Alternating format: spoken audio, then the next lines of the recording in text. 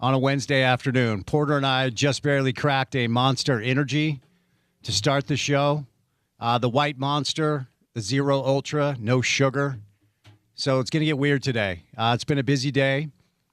Wasn't able to get the iced espresso that I enjoy. So we have cracked a Monster to start the show. Buckle up. Hold on. Hello, how are you? Happy Wednesday. It is drive time. It's 15 minutes past the hour of 2 o'clock.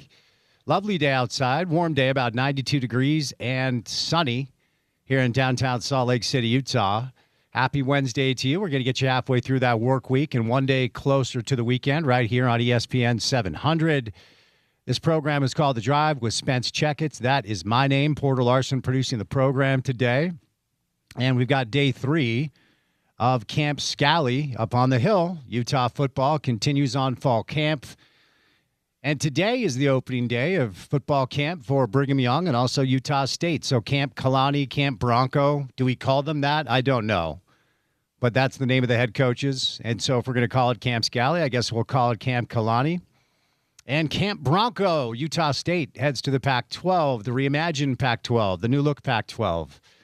McKay Hillstead is now under center once again, started his career in Logan, spent a couple of years at BYU down in Provo, and now has transferred back to Utah State. Robert Anai has stepped in as offensive coordinator because, of course, he did.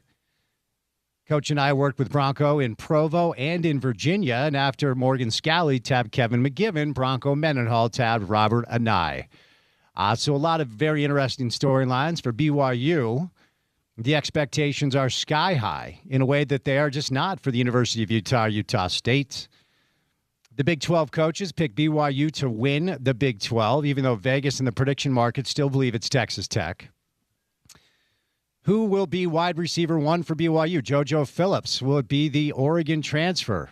We're going to get some answers to that on the program today. Of course, all the latest at the University of Utah. I want to remind you that if you're looking for Utah football sound, there's one place to go, which is ESPN700sports.com. We'll talk some Utah football throughout the course of the show today. Kyler Casper is the Oregon transfer. They've got another Nakua down there, Jaron Pula, Tiger Bachmeyer, of course, Chase Roberts playing pro football, and Parker Kingston dealing with a very serious issue. So a lot of the conversation around Utah football is, a lot of the offensive line stuff, replacing 5 good linemen, and the defensive line shuffling. But for BYU, it's the wide receiver room. Their leading returner as far as receiving yards is their running back, L.J. Martin, who is a hell of a player, Big 12 offensive player a year ago. And the preseason pick to win that award again in the Big 12, L.J. Martin. So BYU, a lot of expectations for them down south. NFL training camps continue. Stephon Diggs will sign with the Washington Commanders. So some NFL training camp storylines. Philadelphia Eagles making some media rounds today with a new look wide receiver room. Malachi Lemon, their first round pick. Hopefully we'll be able to step in as A.J. Brown is now with the Patriots. So a lot of NFL storylines at this point in the calendar. We'll talk some NFL football on the show today as well. RSL opened up Leagues Cup play last night with a pretty pathetic showing, if I'm honest. They lost to Tigres. Tigres was able to take a 1-0 lead in the 6th minute. Pablo Ruiz provided the equalizer in the 18th minute, and then really not a lot of dangerous chances after that. Got a little chippy. The Tigres players were kind of chirping at Rafa Cabral as the game went to penalties, and RSL loses 6-5 in penalties. I think it was Zach Booth who missed his penalty. So a couple of more league matches at home before they get back to MLS play. We'll talk some RSL soccer on the program today. And the latest was Xavier Gozo maybe headed to Crystal Palace for a price tag of around $15 million. So the latest on RSL. NBA storylines more or less have quieted down. This is probably the quietest, deadest period of NBA basketball after Summer League and after the draft and free agency and inching closer and closer ahead to training camps. But ultimately, this is the time of year where most NBA coaches and players and executives are on a beach somewhere, kind of hanging out, waiting for things to get going. So a lot of really interesting conversation, though, surrounding the Utah Jazz, what to expect from Darren Peterson. And as we get closer and closer to tip-off for pro basketball, we'll kind of lean back into that. But this is the time of year where we lean a lot of our coverage to pro and college football because it's basically here. Sam Bruckhouse will be our first guest right out of the gates from Sumer Sports.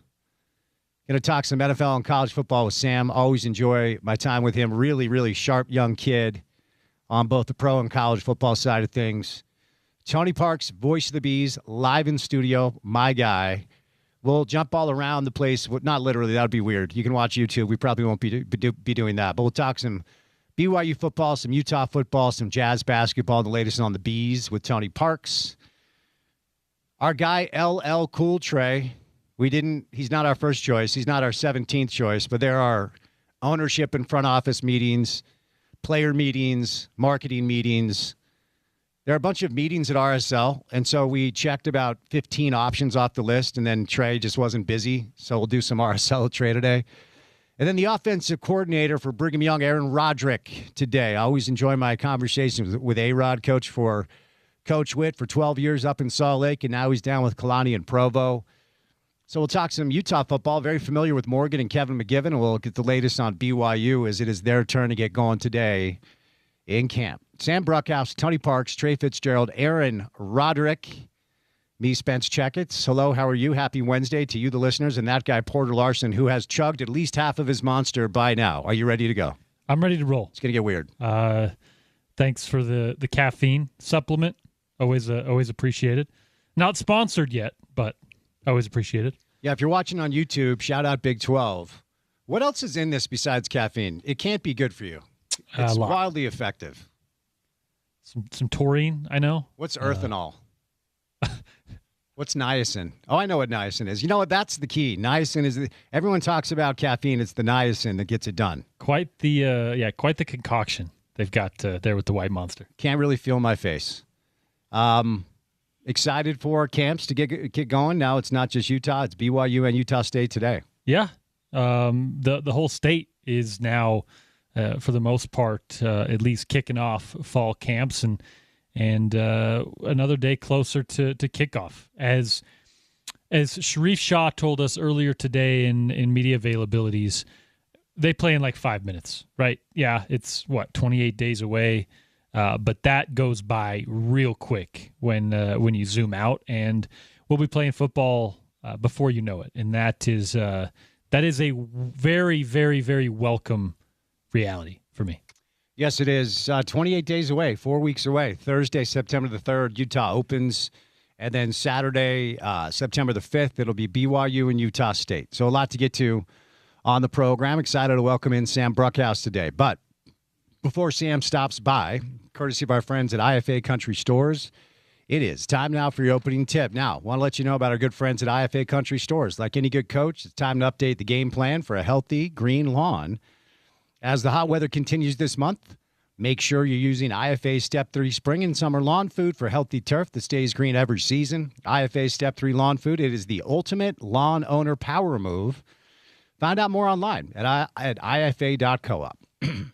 Excuse me. All right, day 3, Camp Scally. The Utah Fall Camp is here. College football is back. I want to let you know that Camp Scally is underway. For Utah football, for the best coverage of Utes Fall Camp, keep it tuned in to OC and The Drive every day and visit ESPN700sports.com. Camp Scally is brought to you by SenXL, JBR, Beer Bar, Citron Cooperman, and your Utah Toyota dealers on your home of the Utes, ESPN 700 and 92.1 FM. Kind of an interesting dynamic as BYU will start their camp today. They did start their camp earlier today. I'll remind you that if you're looking for some Utah football sound, as Porter referenced, Sharif Shah addressed the media today and was asked about his decision to stay at Utah after Coach Witt and Michigan came after him. Gave a very Sharif-style answer. If you're looking for it, go to ESPN700sports.com. And as I was kind of, once again, looking around at some of the early preseason predictions and listening to the way that certain outlets and media members are covering our local teams, the way that people are talking about BYU this year, in a lot of ways, it's the way people started talking about Utah football once Witt had started competing and winning competing for and winning conference championships and going to Rose Bowls. Kalani right now has this benefit of the doubt type feel, and it is earned. 23 wins over the past 2 years. They've won 3 straight against Utah. They went to the Big 12 championship game a year ago, and they got undressed by Texas Tech twice. So what do they have to do to take that next step potentially is an interesting conversation, but they no longer can hide. And Aaron Roderick, their offensive coordinator, who coached at Utah for 12 years, will join us later, and I'm going to ask him about this. There's a target on their back in a way that I don't feel like it's been probably since they were dominating the WAC, like way back in the 80s, maybe into the early 90s. BYU football has built itself back into this program now on a P4 landscape that feels notable and feels real and feels sizable with the way people are talking about them. I'm talking about national media members who believe BYU is like a fringe top 10 team and has a chance to not just make the Big 12 championship game this year. There are a lot of people that believe that BYU can win a Big 12 championship. And I always find it interesting to try to decipher exactly how the coaches are going to use this messaging, because Kalani, kind of like Witt, has always enjoyed the nobody believes in us moniker. Nobody believes that BYU from Provo, Utah, has a chance to do anything special on a national scale with some of the big boys. It's why in the past, when we've seen, like way back in the day, for you old school college football fans, I want to say it was 91 because Ty Detmer was the quarterback. BYU beat the number 1 team in the country, Miami. And at the time, BYU was not thought to be a team that can compete on the national scale. They were winning WAC championships and they were winning, holiday bowls in miracle fashions. But Miami in 91, and Detmer went on to win a Heisman Trophy, still to this day is a game that BYU fans point to as like a seminal moment in the program's history. But more often than not, when they've had the opportunity to play on the biggest stage against the biggest teams, they have not been able to get it done. With some exceptions, there was the Sam Bradford, Oklahoma game where they knocked Bradford out early, went on and won. Taysom Hill jumping over Texas defenders. They have plenty of program-defining wins over big-time teams. But now that they have put themselves on this level where they're able to spend with the biggest spenders in the country, even though they do not want to say that part out loud because, heaven forbid, you can't actually be truthful about the things that are happening at your program to keep you competitive, which is the dumbest thing with the messaging down there. But whatever, do your thing. We all know the truth. You are spending millions of dollars on your coaches, on your players, on your program, on your facility. And yes, oftentimes you are the highest bidder. Despite the propaganda information that comes 40 miles down south, we all know the deal. And guess what? I don't think it's a bad thing. I think you should brag about it. I think The Rock or whatever that fan base, the fan clubs, you should have like dollar signs that The Rock holds up every time you run out of the tunnel. It's part of your program. And guess what? Congratulations that it is, because it's the one thing that everybody needs to be able to compete for conference championships and potentially qualify for a CFP and maybe something beyond that. But no one in America believes, at least from my estimation, let me back up a little bit. No one in America that doesn't work for the Big 12 believes the Big 12 has a national championship contender this year. If you go to prediction markets, if you go to Vegas models and odds, if you go to all the preseason prognostications and predictions, honestly speaking, it's like the same 7 or 8 teams, and maybe even less than that. It feels like most people believe there are 6, 7, 8 national championship contenders, and that's it. And it is the following schools in no particular order: Ohio State, Oregon, Georgia, Texas, Notre Dame, Indiana, and Miami. Then there's a gap. Then you get into the Texas A&M, Oklahoma, Ole Miss, Bama kind of section. Then after that, you start to get into a Texas Tech, LSU, USC, BYU, Michigan area. And then Utah, at least as far as most of the preseason polls and prognostications, a top 20-ish type team, which I think is a good spot for the Utes. They get the respect of potentially being able to continue winning football games, but not necessarily thought to be a favorite. And I think that's probably where Morgan likes it, as far as having this target on their back right away. So Camp 3, or I should say Day 3, Camp for Utah, Camp Scally. Day 1 for BYU and Utah State. And Aaron Roderick will join us coming up in a little bit. But coming up on the other side of our first break, we'll do some college and pro football with our friend Sam Bruckhouse from Sumer Sports. Wednesday Drive. Good to have you with us on ESPN 700.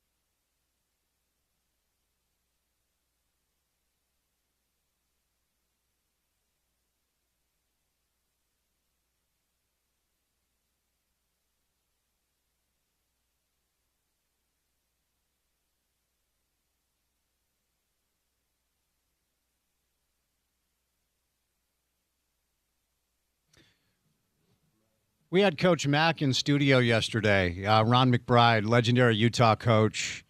If you missed any of that, check out the website. Some really good stuff on Utah football camp. He's got a charity concert coming up with the Head and the Heart we'll tell you about. Aaron Roderick is going to join us coming up in just a little bit, offensive coordinator from BYU. But Sam Bruckhouse batting leadoff on a Wednesday, and when Sam Bruckhouse is on the radio show, that means football is back. Sam, what's up, man? How are you? Like you said, football is back. I'm excited to look into some of this stuff. I'm shaking off the summer rust, and I'm starting to get excited now that training camps are beginning. Love it, man. I actually want to start with a pretty random question to take advantage of your expertise because I am the commissioner of a long-standing fantasy football league with my college buddies. It's like 30 years. It tells you how old I am now. And I had somebody say to me, I don't think I'm going to play anymore because everyone's just going to use AI to cheat. To that, you say what?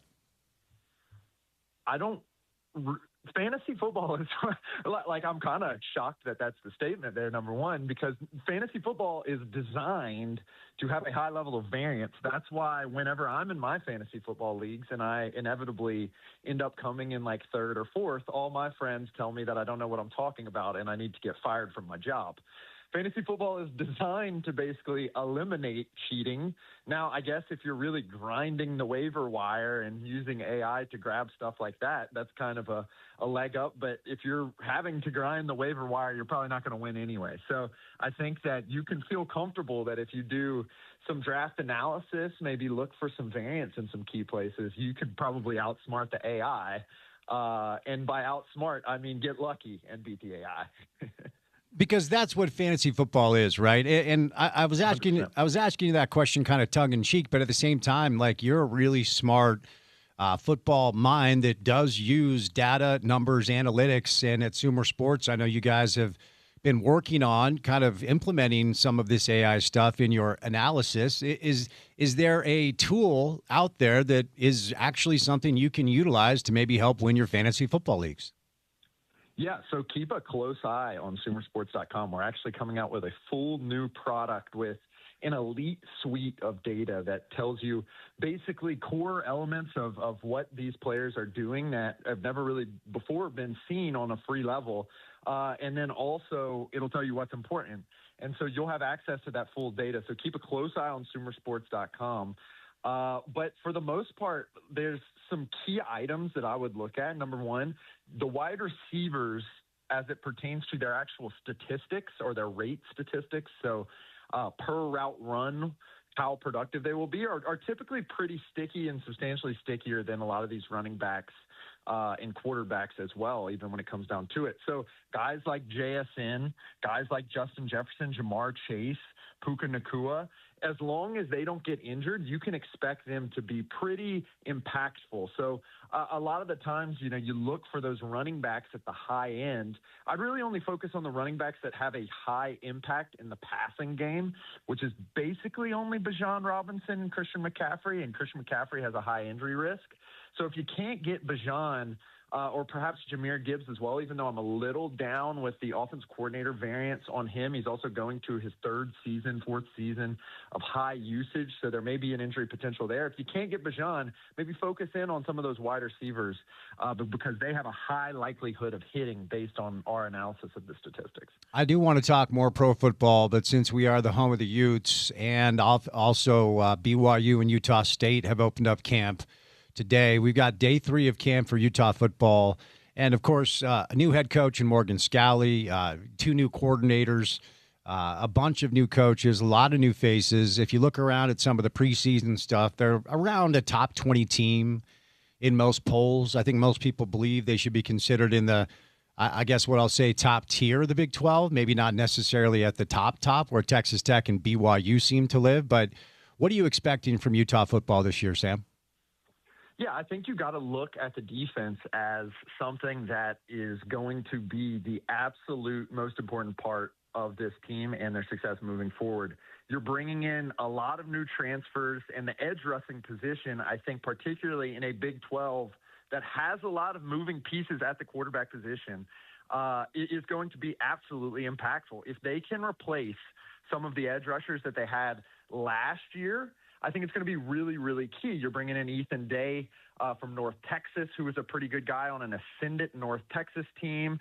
And you really have to replace some of that production from John Henry Daly, Logan Fano, and some of those other players who are on that defensive line who are no longer with the team. But I think in the center of that defense, Kate Uluave, coming from California, is going to be the absolute key on the BYU side. Like, you're adding a superstar to BYU there and someone who is a really impactful player for the California Bears. So I do think that there is a shot that Utah is actually underneath the top tier, which I think BYU is solidly in. They have LJ Martin coming back. That's going to be a guy who for years has been an impactful player. And then you have to look at Texas Tech and what they did with the transfers. I don't think they can pull it off again. I think the question marks at the quarterback position are going to be substantially bigger than they really expect. They were locked tight at that position last year with NFL wide receivers and, most importantly, an NFL defensive line last year. And so I do have questions about Texas Tech. I think BYU solidly is in the upper tier, even if they don't necessarily have the high-end talent all across the field that some of these other teams have coming in with the transfer portal. But I also got to give a shout-out to Houston. Kept a lot of their team, has multiple options at quarterback, including Connor Wegman, the returning starter at quarterback who led the team to 10 wins last year. They have Keyshawn Henderson, the number 2 quarterback in the nation, who also probably would have been the number 1 or 2 wide receiver prospect in the nation had he continued playing that position in high school. Absolute weapons all over the field. Coach Fritz's system has been implemented properly. So I think you kind of got to look at those 4 teams in the Big 12. I think BYU is the surest fit to be a quality team. I think there's some variance with Texas Tech and Utah, but I actually have confidence that Houston may actually be up there with BYU in that top tier. Let me kick the tires about Michigan and Witt's first year in Ann Arbor. You know, they've got some tough games on the road at Oregon, and they're at Ohio State this year. They do get Indiana and Penn State at home. Their non-con will include Oklahoma at home.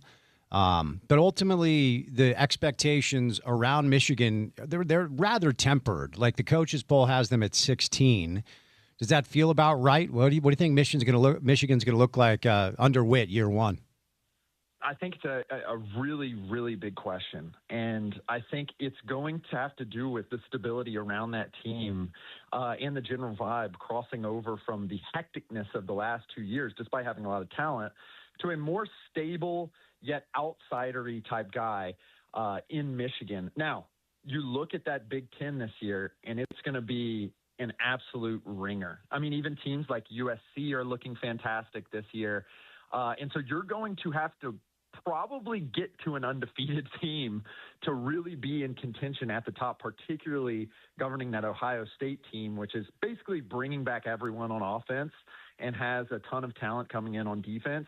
So I think the work is really cut out for this Michigan team because you kind of have to be perfect in the Big Ten at this point. It's very similar to what the SEC was like in the late 2000s and early 2010s, where if you lost 1 or 2 games, your season was basically over. I think that's going to be really the case for the Michigan Wolverines this year. All right, moving over to some NFL stuff. A lot of Buffalo conversation, a lot of Josh Allen conversation. 8 playoff games, 8 playoff wins, 0 Super Bowl starts, and Josh did some media over the past 24 hours, essentially said what you would want to say, which is, look, as long as we're in the mix, at some point the door is going to open. Of course, the coaching change and some personnel changeover. I'm just curious what you expect from the Buffalo Bills this year. I don't understand why we're not talking about them as the Super Bowl favorite. They're my Super Bowl favorite. I would take, if I could bet, I'd take basically any bet that someone would offer to me for them making the Super Bowl, for Josh Allen as the MVP, for the AFC Championship, so forth and so on. Here's really the case for it, is you're empowering an offensive coordinator who has put the keys in Josh Allen's hands and basically turned him into an MVP candidate, or at least allowed him to be a yearly MVP candidate as a result. You're also bringing back what is probably a top 5 offensive line that really only lost David Edwards You're bringing back 2 incredible tackles. You're bringing back a borderline all-pro running back. And you just added some new tools to the wide receiver room, whether that be Skylar Bell, DJ Moore, all based around getting yards after the catch and catching the ball over the middle. And so I think just looking at the offense of that team, which typically is the greatest predictor preseason of how a team will do, they're probably going to be one of the best offenses in the league, both running and passing the ball. That leads me to believe that they should probably be a Super Bowl contender. You look on the flip side of the defense coordinator Jim Leonard coming in, I think it's going to be a little bit more aggressive than what was standardly a very, very conservative defense. Basically would only play 1 or 2 linebackers, dare teams to run the ball, typically one of the worst running defenses in the league, at the expense of being an excellent passing defense year after year. And so when you really look at it, it comes down to, can Josh Allen stay healthy? If that's yes, then I think this is going to be an excellent offense, an excellent team. And I think the switches on the defense adds variance to this team's outcome that I think will skew a little bit more positively, given that you have a lot of talent on that defense as well. Who else would you put in the cul-de-sac? You know, Vegas, of course, likes the Rams. They like the Ravens. Teams that you think can legitimately win the Super Bowl this year outside of Buffalo. Who and why? I want to start off with the Rams as someone who I just don't really know if you can really consider them as much of a lock as it seems Vegas is. I think Vegas is kind of taking advantage of the betting public post Myles Garrett trade. Here's the reason why. Last year, we thought Matt Stafford was about as good as we thought he is this year post MVP, but we just thought he was extremely hurt. Why has that gotten better, or why are we more confident that he won't get hurt in this upcoming season? I don't really know. He's older. He's struggled with injury throughout his career. I think if Matt Stafford goes down, this offense is going to look radically, radically different. So I kind of view the Los Angeles Rams in a similar eye that I viewed them last year, as a defense that with Myles Garrett is probably going to be a top 10 unit, but does have, you know, some moving parts, even though they are more talented moving parts. The cornerback position, adding in Jalen Watson and Trent McDuffie from the Kansas City Chiefs.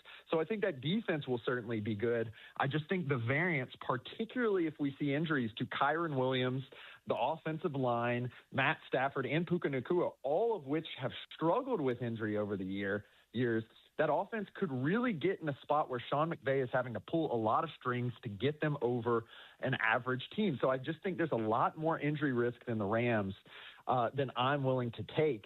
And that's kind of the case in the NFC as a whole. I think there's a real potential with Kenneth Walker going out and some other moves, particularly as teams are going to be more diligent in approaching Jackson Smith and Jigba, and a new offensive coordinator coming into the Seattle Seahawks, that this could be an actual worse offense than what was already a pretty bad offense last year.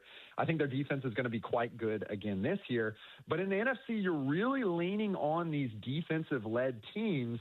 And so I think it's a real struggle to say that any of these teams without a really good quarterback situation, or at least a quarterback who is not going to be injured, can really feel really good. I think there's more value in the NFC, however, with teams like the Dallas Cowboys or the Chicago Bears potentially taking upside value, looking at their situations and saying, you know, they have certified good quarterbacks. They have good weapons around them. If they can figure out their defensive situation, they could potentially be more competitive than we really expect.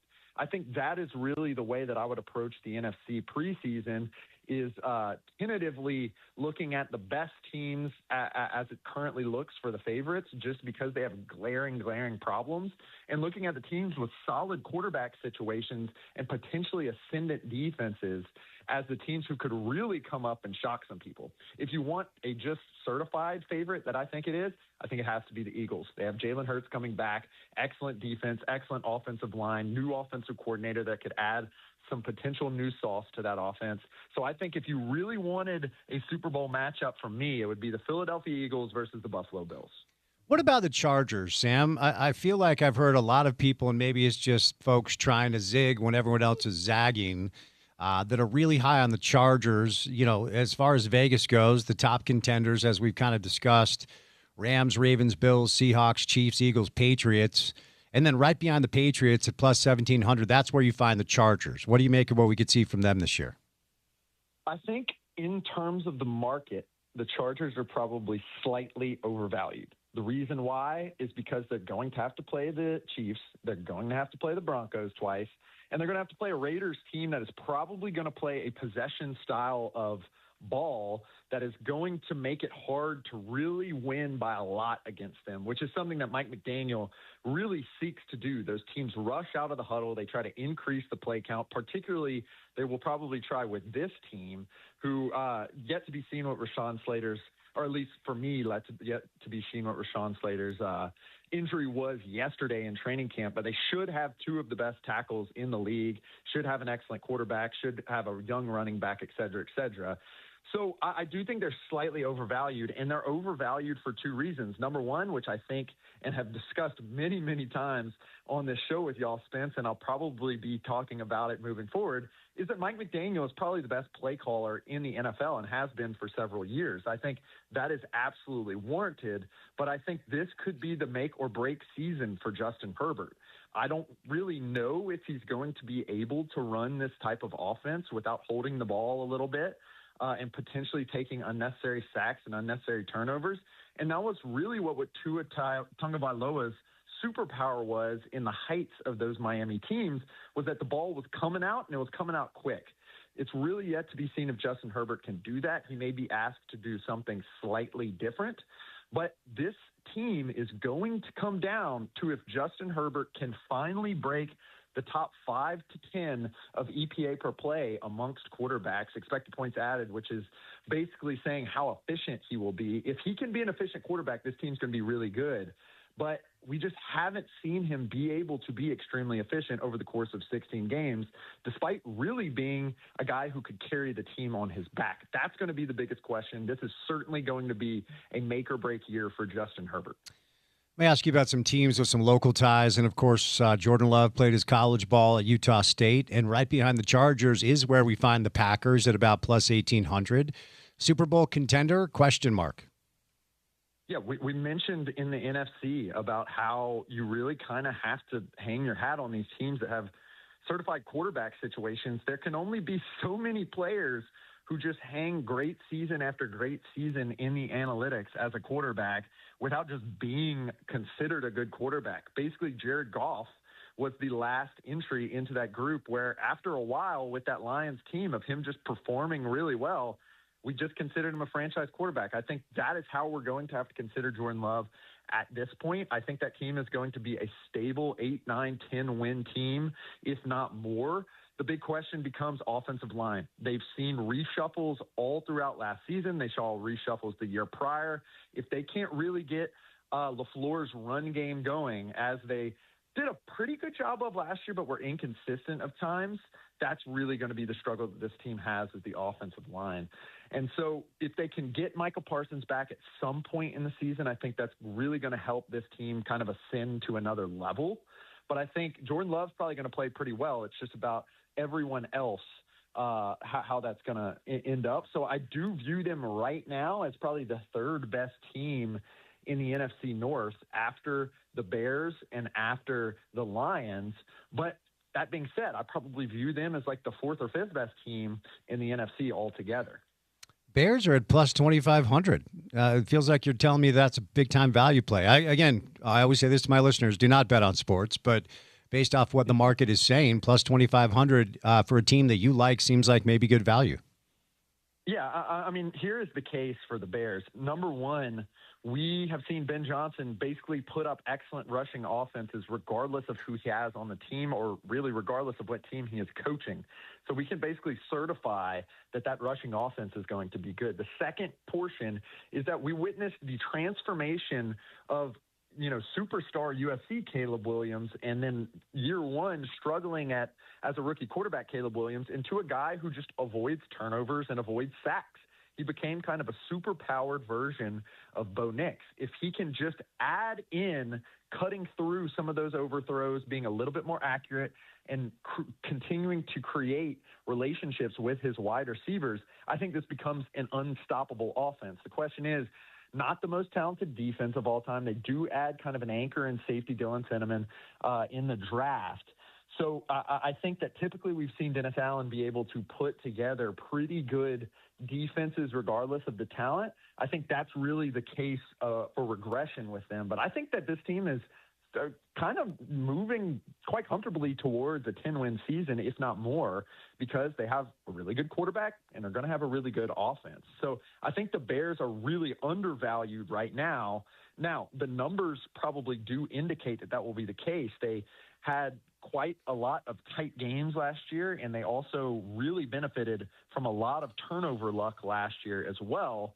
Those are typically two formations that show that a team will probably end up regressing and being more of a 500 or less team. But I think in this particular case, they have strong enough offensive indicators that show me that they could potentially be a Super Bowl contender. Let's do the show a favor and set high expectations for my producer so he can be completely crushed when the Cowboys break his heart. But you did gently allude earlier that you kind of like Dallas, potentially, obviously high-level quarterback play and a really good offense, historically speaking, and they made a lot of defensive additions in the draft and the offseason. They're right next to the Bears as far as the markets go. What do you think of the Cowboys this year? This is going to be the second straight year of, in my opinion, the Cowboys being must-watch television every single game and probably the most interesting experiment in the NFL. As a baseline, the Cowboys draft extremely well in the first round. They basically hit on almost every single first-rounder that they've drafted in like the last 7 to 10 years. Almost all of them have ended up being all pros, which is kind of crazy. But the case for their offense is really easy. They have a top 8 to 10 offensive line that is very young, and they have 2 excellent all-pro wide receivers and a quarterback that is awesome and an offensive coordinator in Clayton Adams who is also pretty good with Brian Schottenheimer calling the plays, a guy who has helmed up a lot of good offenses. So the offense should by all means be good if Dak Prescott is wearing a Cowboys jersey on Sundays. The defense is the real question. I think this is a potential to be one of the most interesting defensive seasons in terms of personnel that we've seen in a long time. Basically, what they have set up for their team is to look like a lighter version of the Seattle Seahawks. They have built their team around Quinnen Williams, trading for him last year. He is a certified All-Pro, one of the best run defenders in the NFL, and causes ruckus in the pass game as well. They also have Kenny Clark. They basically brought on 4 to 5 edge rushers through the draft free agency over the years, where they're going to be rotating those guys in and out, much like the Seahawks do. And then they've added all these very versatile players, particularly on the second level of the team, where I expect them to be playing a lot of nickel and perhaps even dime way more than really any team else does, with a new defensive coordinator, Christian Parker, who comes from the Vic Fangio system, who really likes to live out a nickel. Who are the players to watch?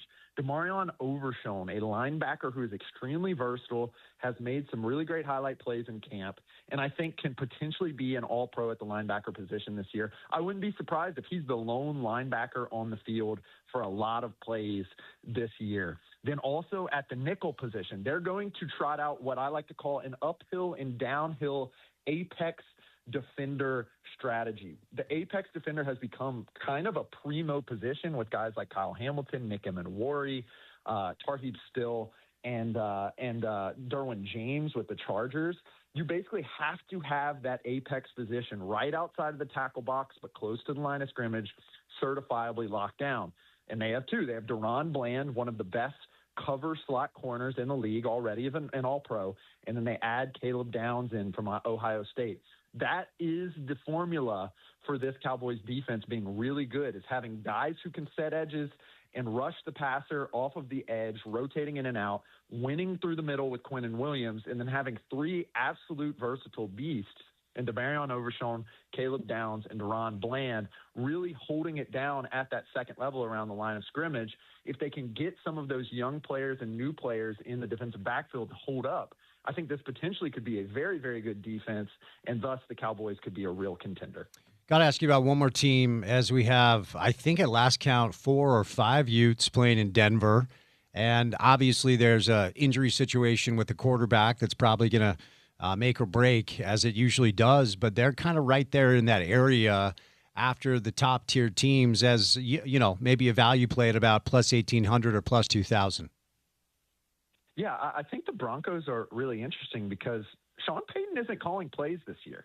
They've brought in or promoted a new offensive coordinator, and it's going to be really interesting to see how a team translates from having perhaps the best play caller of all time, if not a top 5 play caller of all time, who has built up an offense based around design runs with Bo Nix, who, as you said, did have a cataclysmic injury in the playoffs. But like that offense was built for success by Sean Payton, despite some of the personnel. Now, they had an excellent offensive line, but how much of that excellent offensive line could be contributed to the fact that Bo Nix never got sacked ever and has never gotten sacked basically throughout his career. So I think obviously a lot will ride on if Bo Nix can be healthy during the entire season. And then also it relies on if Sean Payton's going to have to take over play calling duties. And so I think if you see that offense start to sputter, that's a tough division to really face when you're facing Steve Spagnuolo, Chris Shula, and you're going against, like I said, a Raiders team that is going to run the ball heavily and use play action and try to drag you into these tight games. And then you're also going to have to face, a first place schedule as well in the division. And so I think the Broncos really have their work cut out for them. The good thing is they have basically an all-pro defense. You can look at anyone on that defense and say, oh, yeah, they could probably be an all-pro this year. That always helps. All right, last question. I'll set you loose. It is my annual Sam Bruckhouse take on as to whether or not if you combined the two football teams in New York, would they make the playoffs? I think there's a lot of talent on this Jets team. I think they're probably a year or two away. You always do this to me, dude. I don't necessarily trust Geno Smith, but I think they could, perhaps come in third in the NFC East. I do like their offensive line, and reports coming out of the Jets facility where there's a lot of Sumer Sports talent that is now in that Jets facility that was formerly with us, is that Armand Membu could potentially be an all-pro this season. So you love to hear that. I think their offensive line is going to be one of the better units in this league. The problem is, what does that defense look like? How are you going to operate at the quarterback position? A lot of question marks there, but a lot of, I'm not as bullish as I was last year. But I do think that could potentially be a team that shocks some people. I'd expect, at maximum 7-8 wins for the Jets. If you look at the Giants, kind of on Jackson Dart, but that's another team with a good offensive line and should have a pretty good defense as well. So I think if you combined the two teams, you certainly would get a playoff team. I like the Giants a little bit more than I like the Jets this year, but I think both of those teams could potentially be in the bottom of their division. All right, buddy, where can people go get all that great work at Sumer Sports? Yeah, SumerSports.com. Keep a very close eye. And also Sumer Sports on X or Twitter or whatever you want to call it nowadays. There's going to be a ton of new content coming out on there. So be sure to follow along at both those platforms. Sam, thanks for the time, man. Always a pleasure to spend some time with you. Be good. We'll chat soon, okay? Thank y'all. All right, Sam Bruckhouse, Sumer Sports, at Sam Bruckhouse on social media is where you find him, kind of on the cutting edge of some of the data and analytics to help you get ready for your fantasy football season or just college and pro football if you want to kind of understand the landscape of how people are analyzing the game these days. Appreciate his time. All right, we'll catch a break. Tony Parks, live in the studio, coming up for an hour. We'll do some RSL with Trey later, and then BYU offensive coordinator Aaron Roderick is our guest at 4:30. Busy Wednesday show. Good to have you with us on ESPN 700.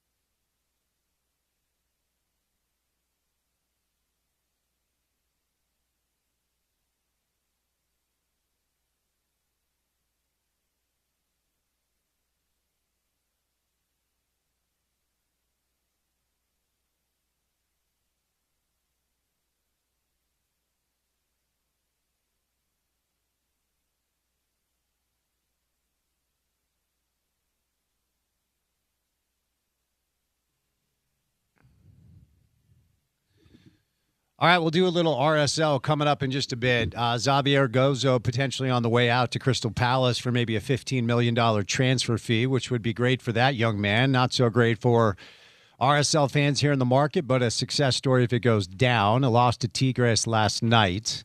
Aaron Roderick, BYU offensive coordinator, we'll call that about 90 minutes from right now. But live in studio, friend of the show, voice of the Bees, my guy, Tony Parks, on a Wednesday. TP, what's up, man? How are you? I'm great, man. It's good to see you, buddy. I'm great. Love this time of year. Yeah. You know, baseball obviously still up and going. We have plenty of games left. The Bees are at home right now, so that's a good time.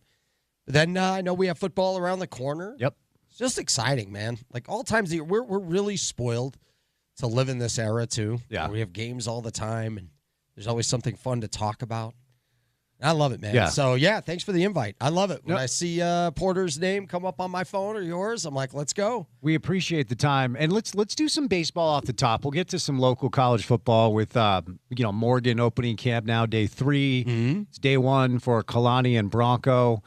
But there's this permeating fear among baseball fans that this sport did not learn from what happened in 1994. And we are high speed ahead to a CBA negotiation that could potentially lead to a work stoppage. Why is that notable here in Utah? Well, Steve Starks joined the show about a month ago.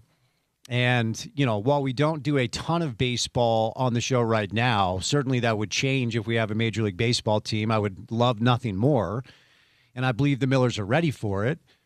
But the league has said we are not expanding until we have a new CBA in place, and potentially not until Manfred might retire, which is 2029. We don't know what the timeline is, but we do know until Major League Baseball and the players come to an agreement and there's a new CBA in place, expansion is not on the table. So what's your understanding of where we're at with this process? Well, where we're at is the fear of potential work stoppage is real. It always is, especially at this time when both sides are going to be far apart. That's a normal thing. Then you get into how far apart and what does it really take to find a good place, right? And how quickly does that come together? And sure, there's a lot of concern with that. And until a CBA is there, that expansion would not be in discussion, as it shouldn't. And so while they try to figure that out, Spence, you and I have been a part of this with the NBA had it when we were having conversations about that in the NFL. And usually the sense I've always had is, well, look, it's always one of those where they're farther apart, and then all of a sudden the games start being missed, and now all of a sudden people start wanting to get back to work, and then they find a good place somewhere in there. And maybe there's a delay to the start of the season. We had that in the NBA one year. We started like Christmas Day, I think it was. Mm-hmm. It was about 15 years ago. Yeah. So you always get the feeling like, okay, but eventually it'll be up and going. Now, this one I am concerned about because I do believe that, you do have both sides who are going to be hunkering down, and they are going to want to fight for what they believe is theirs and finding a good place. There's a lot of variables that come into this. So I am hoping like crazy, obviously, that they will be up and going sooner rather than later when it comes to this offseason. But I always get the sense that it would be 11th hour at best. Yeah. That's the way it goes, man. Yeah. It just always feels that way. So the whole offseason, it's going to be any news, and the news is going to be this back and forth thing. They'll be making comments to the media. There will be this nonstop discussion, and it'll go right down to the very end at best case scenario, and then we'll be up and going, let's say, with a delayed spring training and then the season. That's my hope. Yeah. Is that is the worst thing we see, because I would hate to lose a chunk of the year or even an entire year, God forbid, for something that to happen. It's that hard would be to bad news. It's hard to recover from that. It is. I mean, for older baseball fans, it really was the summer of '98 with McGuire and Sosa going back and forth with that home run chase that recaptured the imagination of the country, because so many people were so bummed that they had this work stoppage 4 or 5 years prior to. And a couple of weeks ago, so Bruce Meyer is the leader of the Players Association. He took over from Tony Clark. And a couple of weeks ago, Bruce Meyer and Rob Manfred met at this hotel to kind of start the talks. Then after the meeting, they both addressed the media, and it sounded like one was speaking Spanish and the other was speaking Italian. Uh-huh. They didn't even sound like they were close to being on the same page.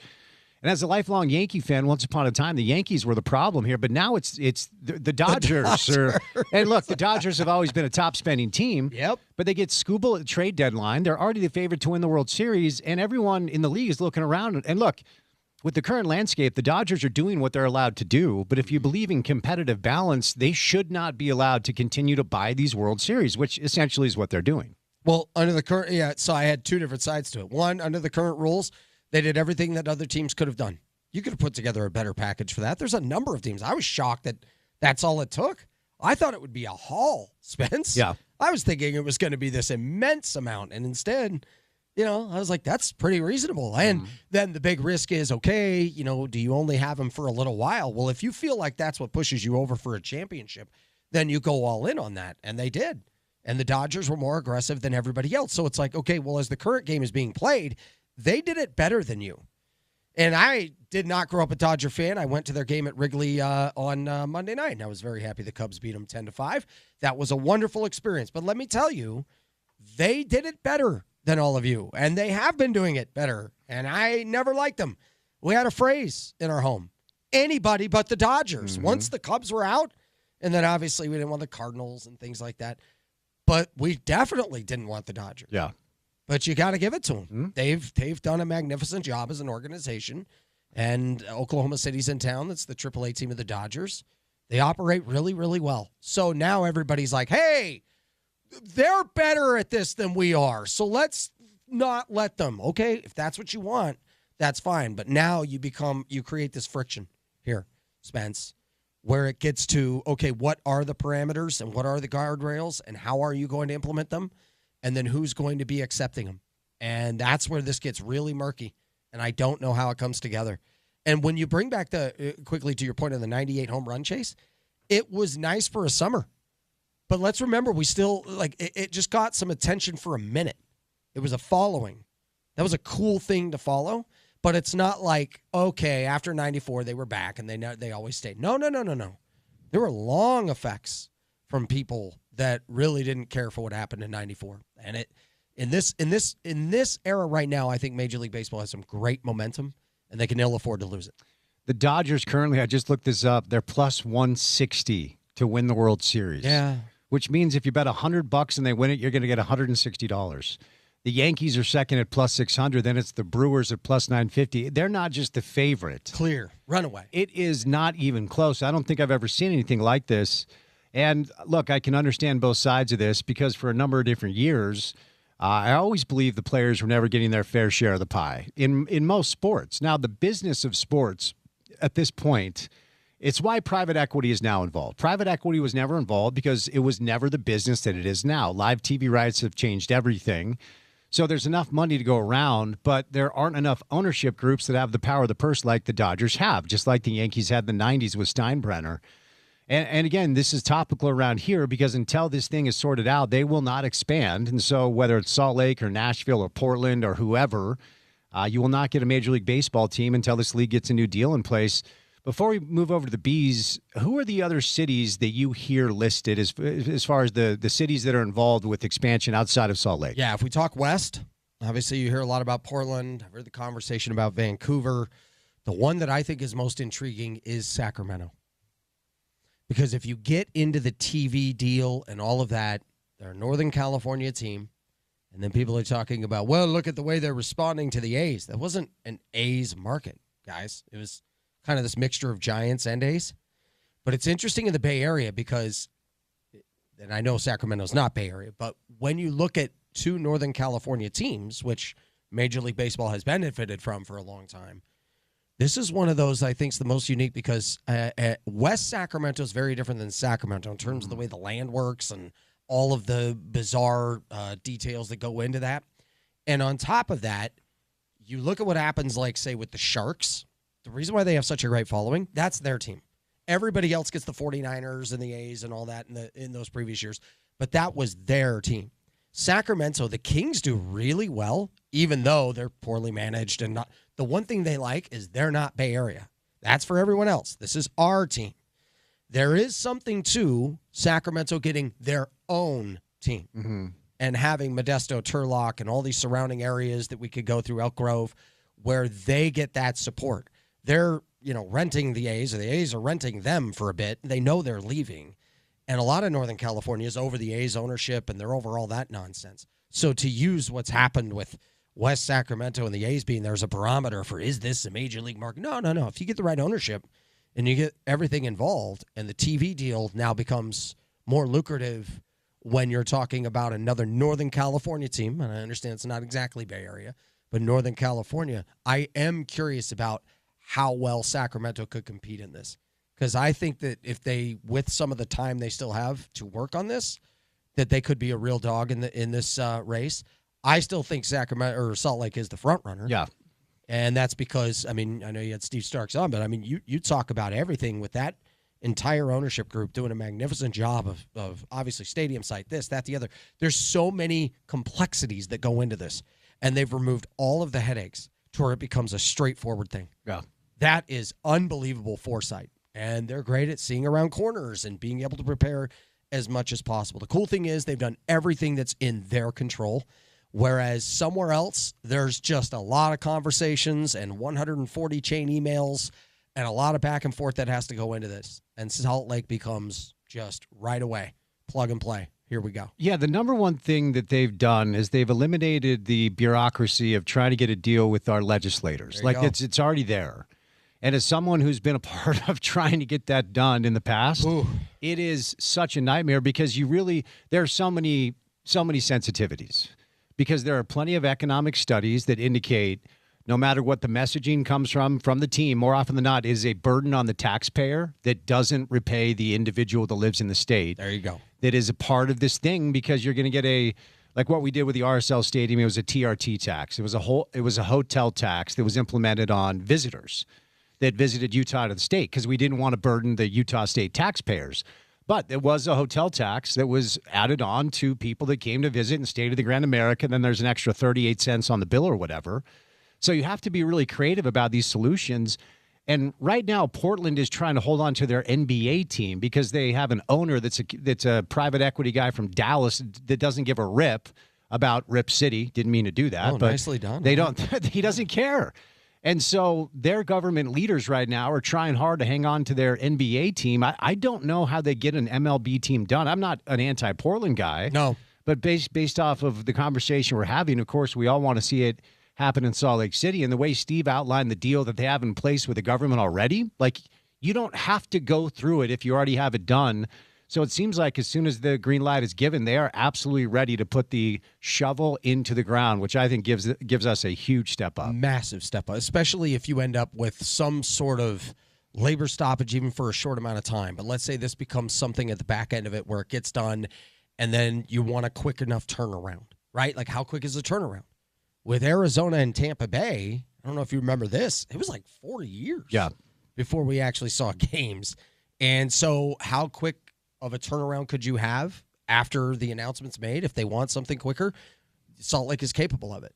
And if you want to deal with Portland, Sacramento, whoever else, yes, you're going to have headaches. You're going to have back and forth conversations. You're going to have timelines that are, let's table this till Wednesday. Hope we're going to meet again Friday. You're going to have that going on for a lot longer. So it does make me wonder what happens between now and when they decide on expansion on other cities and what they can put together in that time. Because I don't know the answer to that question. What would the role of the Bees look like? I'm actually thinking through potential possibilities just in my head right now. If there was some sort of situation that happened with the Mammoth now, the hockey team, where it's like, wait a second, no, we have a team and we need a home for this team right now while you're figuring out the rest.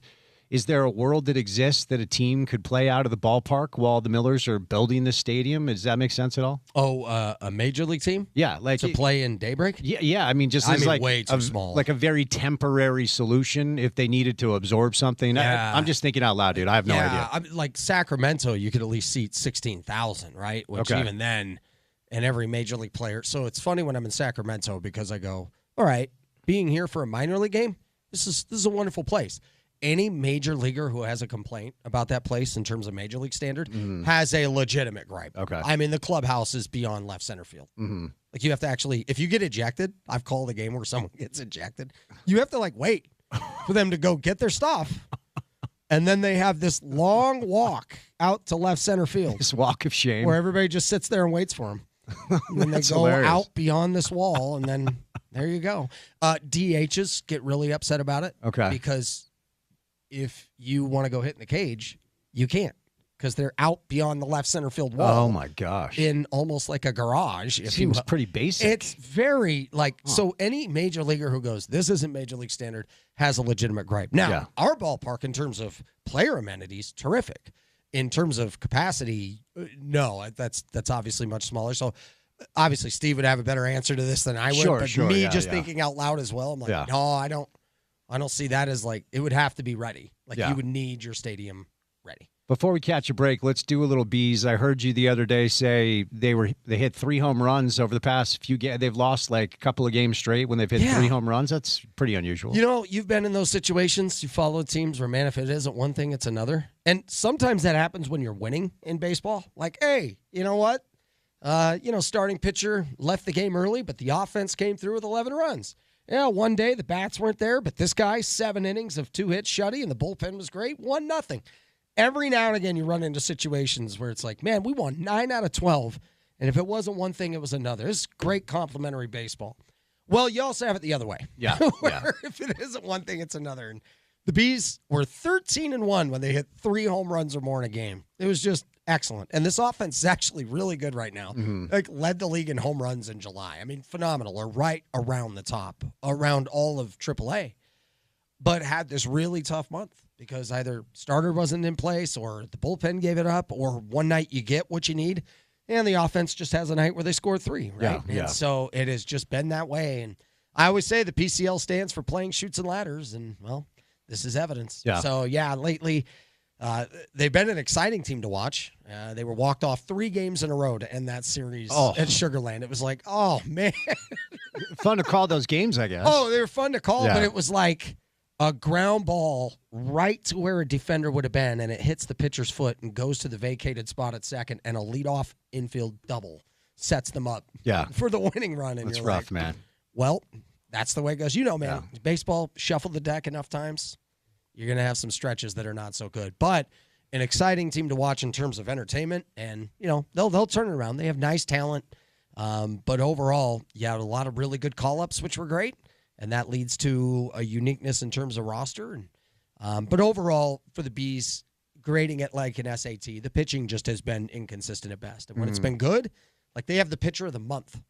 The guy who just won the pitcher of the month, 7 out of 8 starts for George Clausen have been quality starts. Okay. But collectively as a whole, their ERA it's down there.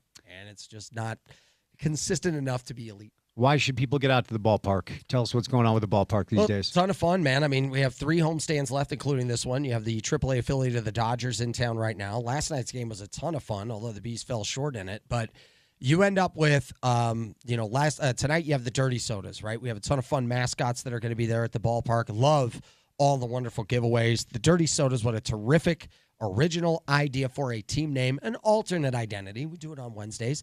And it's a blast, man. I mean, your kids are going to love meeting the new mascot, $3 swig drinks on top of that.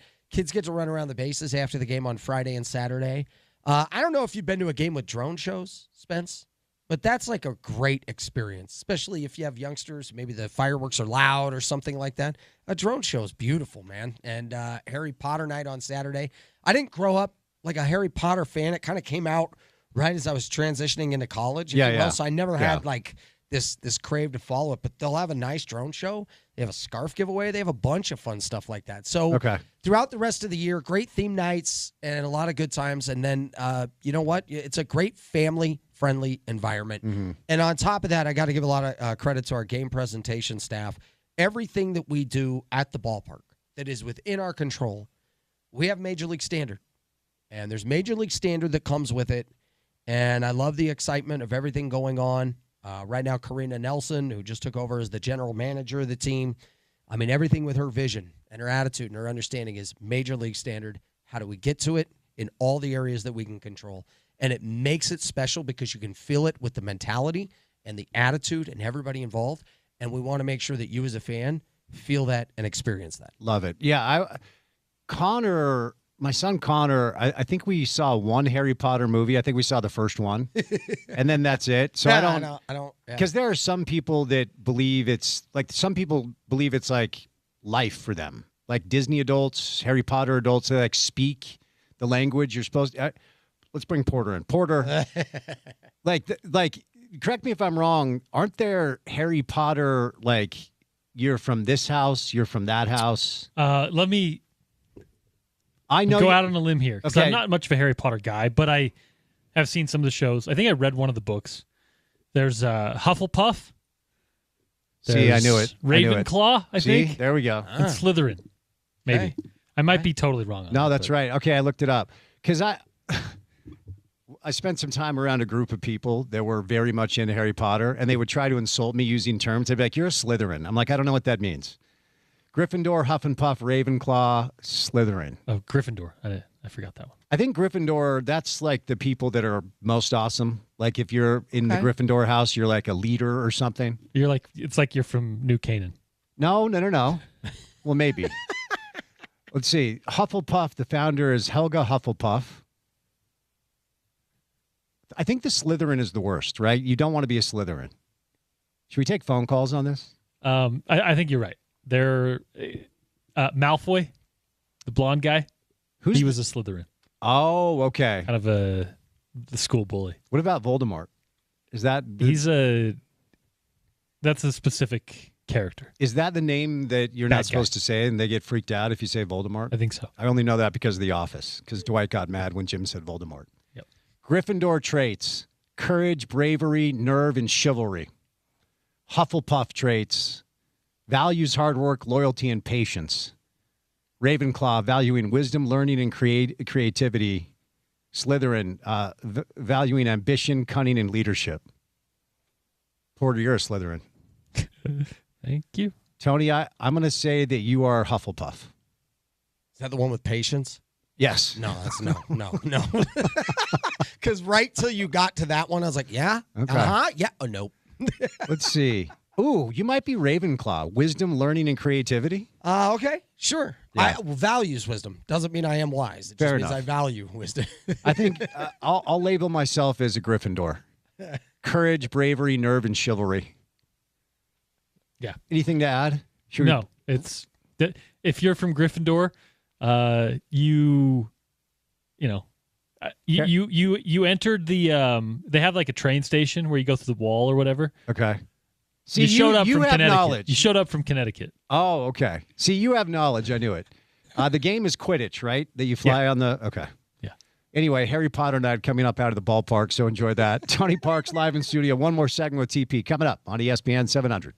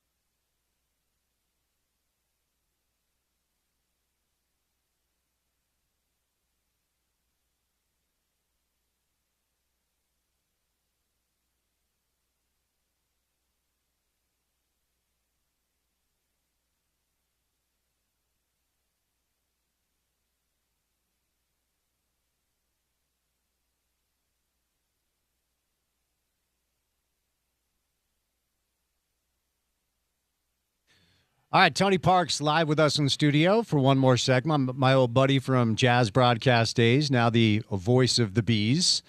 Reminder, we're going to catch up with BYU offensive coordinator Aaron Roderick. And then we tried 17 different RSL guests, and Trey was the only one free. So we'll catch up with Trey coming up in a bit. That'd be like number one on my list. He's my guy. I have to give him the guff. He's one of those guys that's so good to have fun with. Oh, yeah. Like the jokes and the fun. Like, he's that, you just have good clubhouse guys as your friends. He's one of those where there's so many fun jokes and playful interaction. Like, he is that guy, man. Yeah, unless he's grumpy, and then we all have to deal with his tantrums and his moodiness. But ultimately, Trey's my guy. So RSL with a loss last night. Xavier Gozo might be on the move. But, Tony, it's a fun time of year, as we were talking about last segment, because, we're moving into this area on the calendar where you can kind of take a little stab at everything as it pertains to the topics that are going on. And as the home of the Utes, obviously it's day 3 for what we're calling Camp Scally now, as Kyle Whittingham is coaching your Michigan Wolverines. In fact, as the guy in the market that knows that team better than anyone, let's actually do a little Michigan football and what you think they're going to look like year 1 under Whit. I think they're going to be great. And the conference is going to be elite. Oh, yeah. And you're going to have some teams that have records that look all right, but they're actually really great football teams. Mm-hmm. That's the way it's going to work in the Big Ten for a while. It's stacked. It really, really is. And that is a tough schedule. And it's one of those where, I've picked Michigan at 10-2 this year. I think they're going to. They get 10 wins? Wow. Yeah, I think they'll get 10 wins this year. And I think that first season, first of all, he was able to get started a lot sooner than I think most in that situation would have been able to. So the timeline was not a massive disadvantage for him. Still had a ton of talent left over, brought in a nice influx of talent too. Great alignment with the coaching staff right away with a ton of experience. And I think that's going to play into their favor. I like them to win week 2 against Oklahoma. Iowa at home is, it'll always be a weird physical game, but they'll win. And I like them, like they have Penn State at home. Penn State's going to be good, but I like them to win that game close, right? The Indiana one is where it's going to be most interesting. Like that one, I think will decide between 9-3 and 10-2. I think at Oregon is going to be brutally tough, and at Ohio State.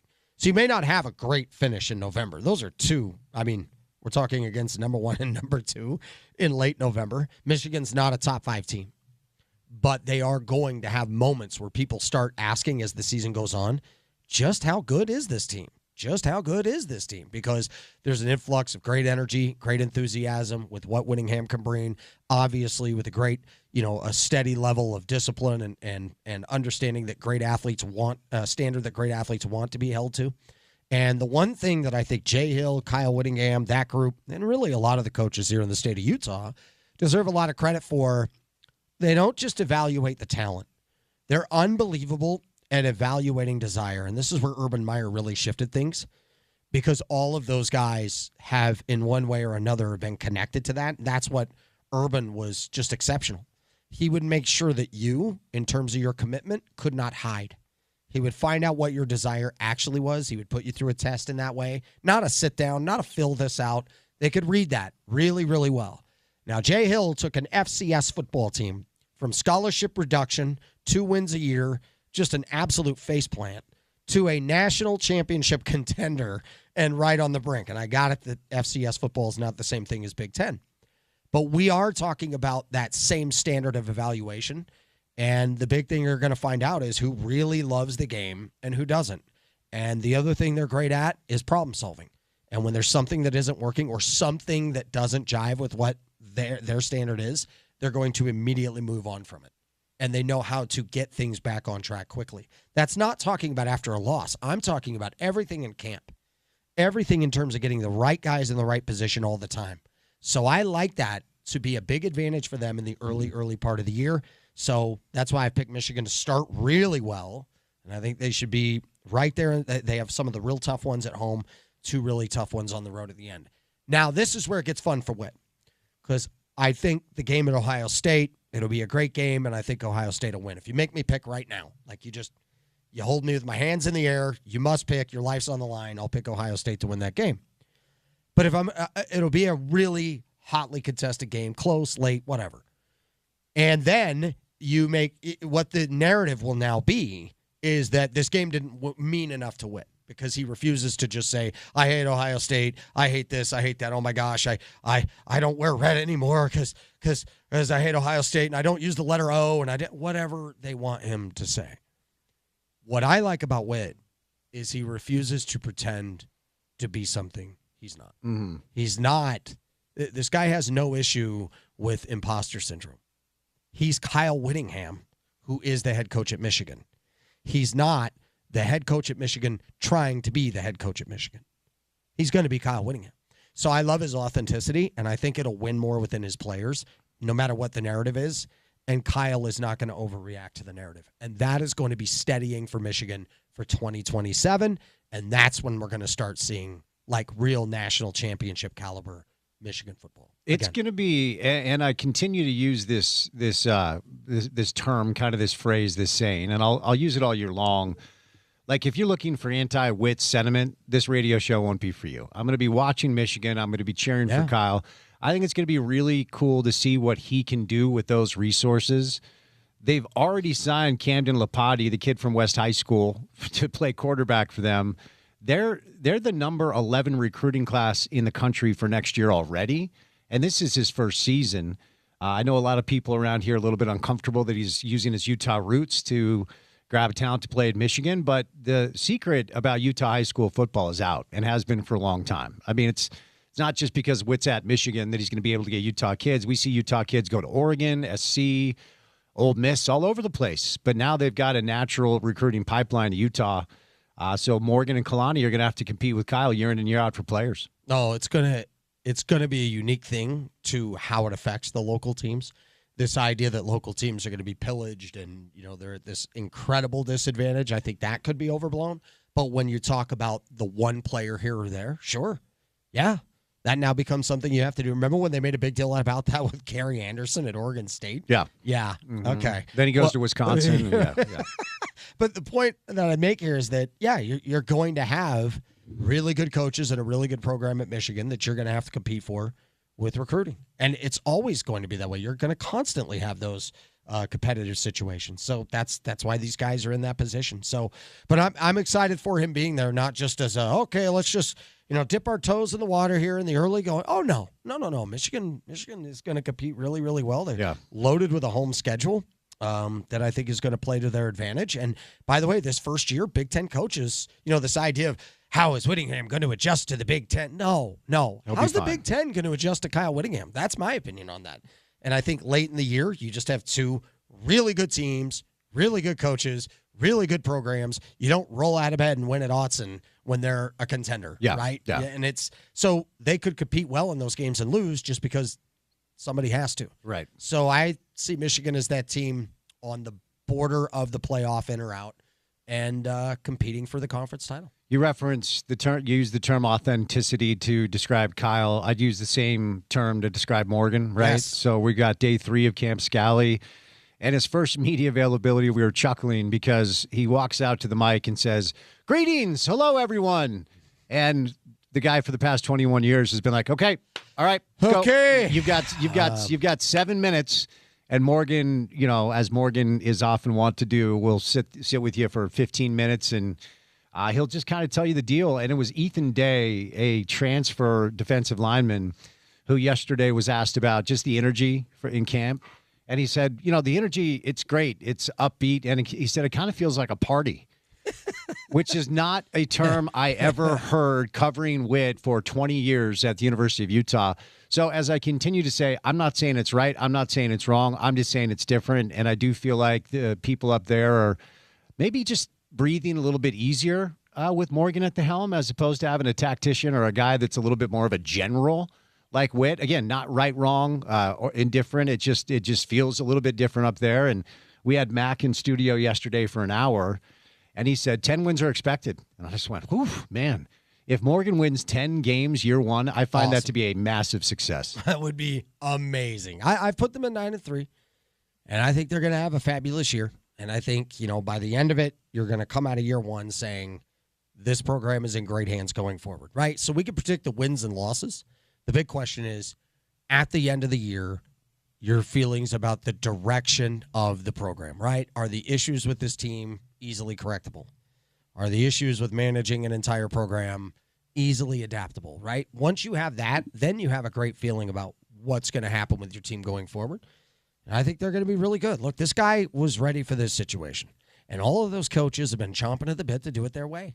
And all of these guys have been ready to go to show what they can do. And there's going to be some adjusting and correcting, and we all know that. But it's not like their baseline is what Kyle had when he came in 2005. Right. First-time head coach right after the Fiesta Bowl, and the roster flushes out, and you got an 18-year-old quarterback. Yeah, it's going to be a tough year. Yeah. Kalani Sitake walking in there with the program, and starting over new, and you got an OC who's never coached college football. Yeah, you might lose to UMass and go 4-9. And I know that wasn't his first year, but you get my point. There's some adjusting that comes with it. I think some of that is going to be far more minimized with Morgan Scalley, although some of it is still going to be there. So, great year, 9-3, where Ute fans are really going to find the big sway one way or another is the home game against BYU November 7th. We all know. You go 9-3, you win that game, everybody feels on the up. You go 9-3, you lose that game, everybody's going to have more question marks. That's just part of how this works. But I think you're good to set realistic expectations, and I think 9-3 would be a great year for Morgan year one. Yeah. And I continue to kind of approach this with more curiosity than conclusion, observation than conclusion, because there are so many things that I think it's fair to say there are plenty of things that are known, but there are a lot of things that are not. And for all of the messaging about the best wide receiver room Utah football has ever had, and all the messaging about, okay, we lost 5 offensive linemen, but we've got 6 ready to go. Okay, I'll listen to that, and I'll buy into it because I believe in Morgan. But I'm also fine sitting here in early August saying I need to see proof of concept before I can tell you that this thing is going to go without a hitch, because you referenced Witt had 5 and 7 seasons, and there's some revisionist historians in the market that pretend like they were never calling for Kalani's job that clearly were for a little while. They weren't sure if it was going to work for him. So whether you're a Ute fan or whether you're in the administration, I just hope Morgan gets the space and patience to figure this thing out, because there's a chance it might not go great year one, because that happens when you haven't done something before. I think it's fine to say that out loud. Yeah, it's so strange. I remember vividly it was 2018, and Utah starts the year in conference play. There was a big hype about, could this be the year they win the division, right? And that went on for a little bit because you knew that they were a contender, but it wasn't a guarantee, and there's a lot of variables to that. And in those years, sometimes, it's not like the Pac-12, you just roll out of bed and win it. So that year, Utah, they start 0-2 in conference play on a busted coverage at Washington State, if I remember right. They had all the plays to win the game against Washington at home, airmailed a 4th down. I mean, it was like they outplayed Washington in a lot of ways and lost. So they start 0-2. And I remember sitting there in we were in a dining room area. It wasn't a Jazz game. It was actually at what's the outdoor mall by the arena? Why am I Gateway? spacing? The Gateway, sorry. Yeah. So I'm over there, and I remember this guy telling me, like, he's just not, Kyle Whittingham's just not, this conference isn't for him, and it's not, and I'm like, yeah. Wait, you thought those 2 games were coaching? There was a lot of that, Tony. Hold on a second. There was a lot of that. You thought Tyler Huntley airmailing a tight end on 4th and 1 and throwing it in the 5th row was coaching? A dude dropped the touchdown? Whoa, timeout. But see, coaches know how to win those games. Stop. Yeah. But there was this attitude, and there was this, well, lo and behold, they went 6-1 the rest of the way, won the division, and lost in the title game. But the point there is so unique, Spence, because the one thing I won't do in the year one with Morgan is overreact one way or the other. Mm-hmm. If they ended up 7-5 with 4 games and you're like, deflected pass here, batted down ball there, clanked a field goal here, I'm going, all right. But if they also went 10-2 and all those little things went their way, I'm also not going to overreact and be like, national championship next year. No, I'm going to look at all these little variables that make the difference and try to just go with the meat of it. What's the O-line, D-line like? What's your overall team fundamental? How well do you play in that way? What's your player development? How well do you adjust in games? Do you always seem like you have a great game plan, and then if there's a problem within the game, does it get corrected sooner rather than later? Yeah. Personnel. If you got an issue here, did you have somebody ready Like, all those unique things are going to be fun to watch throughout the year. Yeah. Well, and get ready for the same Monday morning quarterbacks this year that were maybe anti-wit at times. Let's say Houston comes into Salt Lake City and it's like 13-10. And, Houston escapes with the win. Get ready to hear those same people say, well, Witt would have done this and Morgan didn't do that. If Kyle Whittingham was our coach, we win that football game. Man. That. You're right. That's the unfair part about the task that Morgan has in front of him, because you just never want to take over for the guy that built this thing up, to really give it the benefit of the doubt that, ironically, Tony, Utah is no longer getting, but BYU is. BYU now is, because they play in a Big 12 championship game a year ago. They have 23 wins over 2 years. They return a ton. And we'll end on your take on what you think we see from BYU this year. We're going to have Aaron Roderick on the show during the 4:30 segment. Both BYU and Utah avoid Tech. BYU does have to come to Salt Lake to play Utah on the road. Mm-hmm. They're at TCU in conference play. Of course, one of the biggest, maybe the biggest non-conference game in the Big 12 this year is probably Notre Dame traveling down to Provo. So last thing, and then we'll set you loose. What are you expecting from BYU this year? Well, I think another great year. I think they'll be a threat to make the postseason again. They'll be a threat to be in the Big 12 championship again. And those really big games are going to make the big difference as to whether or not, they get there or not. I mean, it's the same kind of thing, not just because they're BYU, no. I think Kalani has done a magnificent job running that program. He deserves a ton of credit for, the type of culture that now he's able to build with a great expectation, to do elite things once again. And we look at the schedule. Yeah, you're going to have the opportunity to show what you're really all about. And, the conference that is the Big 12, sure, is it to the same level as the Big 10? Absolutely not. But it's deep and it's good. And what I'm very excited to see for the Big 12 schedule is, who is that team that nobody saw coming that all of a sudden is brutally tough to deal with? And is it Iowa State all of a sudden, where they come into Provo on a Friday night, but let's say what they are now compared to what we thought they were going to be was totally different. Now they're the favorite in this whole thing. There's always one or two of them. Always. Arizona State, yep. Right? Who is that team?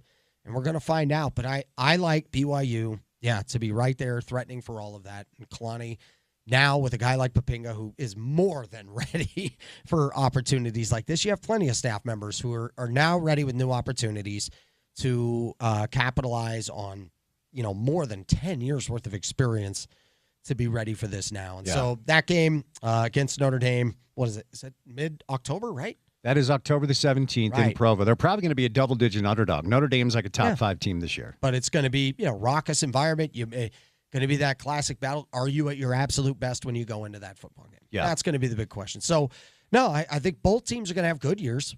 If you make me bet, will one of them make the playoffs? I'll say no. I'll say they'll both, be a threat in November to do so, but not.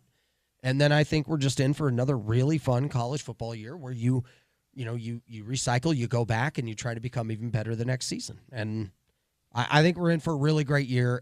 I'm with you. I hope that nobody overreacts negatively to what we're seeing with high-level coaching, high-level player development, and a great situation for everybody involved, because it's going to be a terrific year. Well, let me kick the tires on one more thing, because I have really found this, and I'm going to talk to Aaron about this coming up in a bit.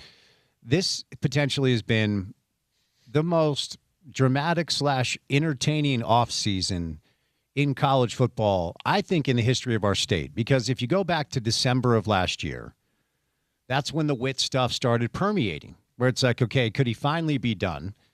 And then before the bowl game, he addresses the media, and that's when he used the line, I guess I'm in the transfer portal.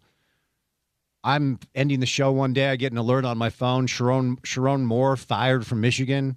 And then I get home. It's like, oh, no, now he's in jail. And I'm like, what's going on here? That was wild, man. And then suddenly you start hearing maybe some Witt to Michigan stuff. And as I've said on this show a number of different times, I would have loved to be sitting in Mark Harlan's office when his phone sent him the alert and he said, wait, Kyle got what job? And then you've got to do some damage control to make sure the assistants aren't leaving. 6 of them do. Jay Hill leaves BYU to become the defensive coordinator. And then, I believe just a handful of days after that, the alert comes up on my phone from The Athletic. Penn State wants to hire Kalani. And I'm like, holy, like, this is ridiculous, because I've always said I think Kalani can coach down there as long as he wants. Mm-hmm. But when Penn State wants you, it changes the calculation of your future and what you end up wanting to do. And Mac talked about this yesterday. Penn State came after Kalani so hard that if BYU didn't show that they were committed to football moving forward, Kalani, A-Rod, all those guys are at Penn State now, and they did. So it makes the season intriguing because it comes off the heels, Tony, of what I perceive to be probably the most entertaining / dramatic offseason in the history of our college football ecosystem. Well, and think about how much proof they want to show. Like, everybody wants to prove themselves in this, which, by the way, is a great part of college football and competition. Clearly, Utah is a program they want to prove. Well, we were moving to a different era, but we believe success will be a part of that. We're still Utah football. BYU lost their defense coordinator, all of that. They retained their coach from Penn State who wanted that. Okay, well, they want to prove we held on to you, and Kalani is always wanting to prove himself no matter what the situation is. And clearly, look, Kyle Whittingham's not going to Michigan to get a money grab and kind of hang out and, finish out his career. That's not who he is. No, that dude wants a national championship, by the way. That's the whole point. So when you say it was the most dramatic offseason, it was by a mile. Not more so than the conference realignment, because that was all like, well, what if and what if? Right. This was like, just left and right, breaking news. I usually call Sarah Hill, Jay Hill's wife, sometime between Christmas and New Year's. We catch up. Mm-hmm. It's kind of a nice way to stay connected, all of that. She's a wonderful person, by the way. One of my absolute favorite human beings. Same thing with Jay. We catch up. We go way back. I did not reach out to them at all because I knew that clearly they're going to know that I would want to know, and I didn't want to look like I was trying to get info, although I was very interested to know. Sure. So I held off until after New Year's. But, we couldn't be more excited that they're at Michigan and all of that. I think overall this will be reviewed as a very positive thing for everyone involved. Mm-hmm. And but the storyline of that will be told forever. Yeah, and how it all came together. Hey, good to see you, my friend. Thanks for the time, okay? Always fun. The great Tony Parks, voice of the Bees, at Tony Parks 801 on social media. I want to let you know you can help Utah kids start school with confidence. Over 200 kids at the road home need your help with back-to-school clothes, shoes, backpacks, and more. ESPN 700 invites you to be a child's advocate. Visit ESPN700sports.com or AppleTreeForKids.com for more information and to donate now.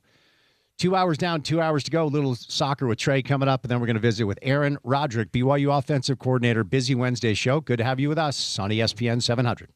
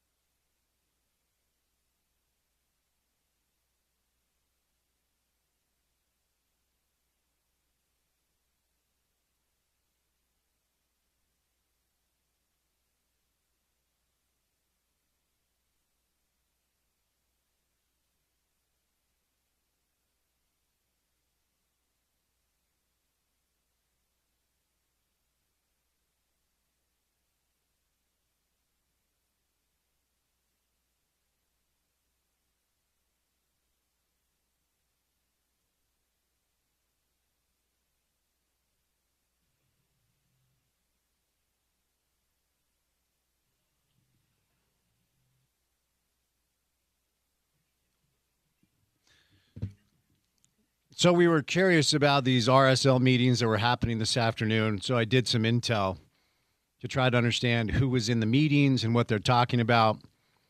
And ultimately, I got a text message. I said, so who exactly, who is in these RSL meetings this afternoon? And the intel I received just simply said, every employee that we find essential. So, no one's able to join you this afternoon.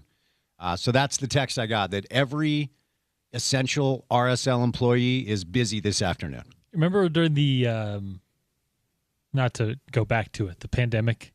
Yes. Some folks were deemed essential. Yes. I was on the radio with Bill and then you at some point talking about sports not happening. I don't know if that was essential, but it's a different point. No, it's a good parallel because I think folks were characterized as essential and non-essential. Right. And so I think all the essential RSL people are busy this afternoon. But we do have a guest joining us who's not busy this afternoon. Gerald Fitzgerald III, better known as Trey. What's up, man? How are you? I'm only essential in my own mind. Well, you're essential to this radio show, and we kid because we love. We kid because we love. All right, let's not bury the lead, even though we already did. It was interesting as Steve Starks joined the show about a month, 3 weeks ago, a month ago or something like that, and spoke about the plan for RSL as being additive and not looking to move off of players. Now, I'm a grown-up. I understand how this business works. If a offer comes your way that is too good to say no to, it is your job as the steward and owner of the team to dig into it as to whether or not it makes sense. So Tom Bogert is reporting, as of yesterday, there's a very healthy offer on the table from Crystal Palace to RSL to acquire Xavier Gozo. Obviously, you're a team employee, so you got to be sensitive here, but what's the latest? Yeah, look, Gozo is a guy that we love dearly. We're proud of him. He represented our club, our state, our community, not just in the All-Star game last week, but, he's kind of been the latest poster boy for our academy development system. But as Tom Bogert reported yesterday, Crystal Palace has put forward a deal that is, I would say, being considered. And, when Pablo talked to Apple and Fox on Monday after training, Gozo was in the 11 for the game last night. And the talks became apparently serious enough, excuse me, Spence, that he was pulled from the lineup. And I would say discussions are ongoing. I don't know, as of this hour, where it's at, but as you kind of mentioned in your preamble, the offer, I guess, is elevated enough to the point where the decision was made not to risk Gozo getting hurt in a game last night, and we'll see what happens. Obviously, there's different ways this can go. It can go the way that Andres Gomez did in 2024, where he was sold and gone.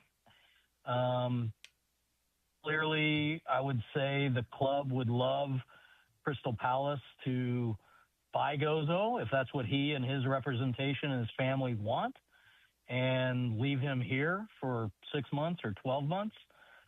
Don't know the percentage possibility of that, but, that has been done with certain young players or players on the move in this league in the past. So I think it can go a number of different ways. Obviously, one of the mitigating factors here is that David Blitzer and his soccer group, Global Football Holdings, are a minority investor in Real Salt Lake. So there's some connectivity with him, both on the RSL side with the Millers and on the Crystal Palace side with the 4 other partners that I think all have equal voting shares. And I can't profess to be so familiar with the Crystal Palace setup that I can tell you who is, making the decisions to spend various amounts of money on their incoming transfers. But it's clearly a bittersweet thing because, this is the last year with the new calendar for Major League Soccer where I think we have to really worry about losing key players mid-season like we did 2 years ago and like we could potentially be doing now. Obviously, if you watched that game last night, we could have used Gozo.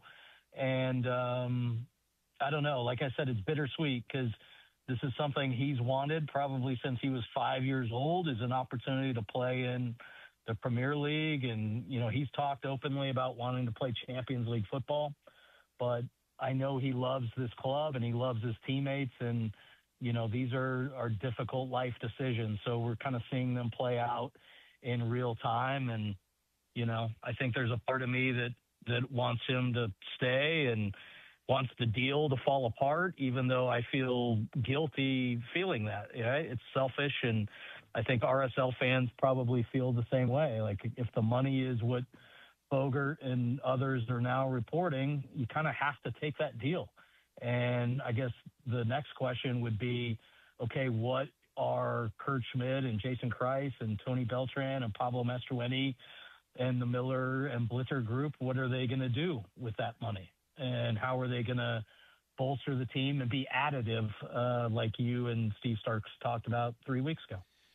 I do think that's what it comes down to. Because, again, and, you know, I've said this oftentimes over the years, and for folks that weren't raised in a basketball or a football or a baseball ecosystem and completely just kind of hone into the soccer side of things, they're more accustomed to this than those of us that weren't raised in this sport. So I admit to having a little bit of a different viewpoint at a prism here. I just don't like the thought, even though soccer people don't like comparisons, I don't like the thought of the Jazz drafting a really, really good young player, and then after 2 years just selling him somewhere else. And yes, trades happen, all those things happen, I get it. But I think the sentiment here for RSL fans that would be happy for Gozo to experience the Premiership and understand what the success story of this could do for the club simply want the funds reallocated to acquire talent. Is that fair to say?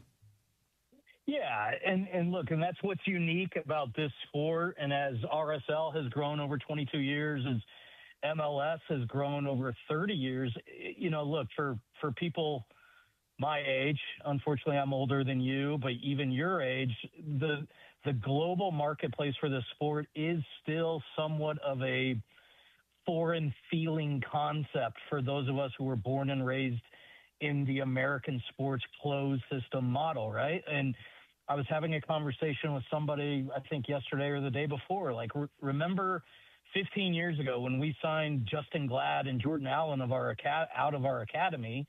And I think the hope was, hey, if these guys do well, we can sell them.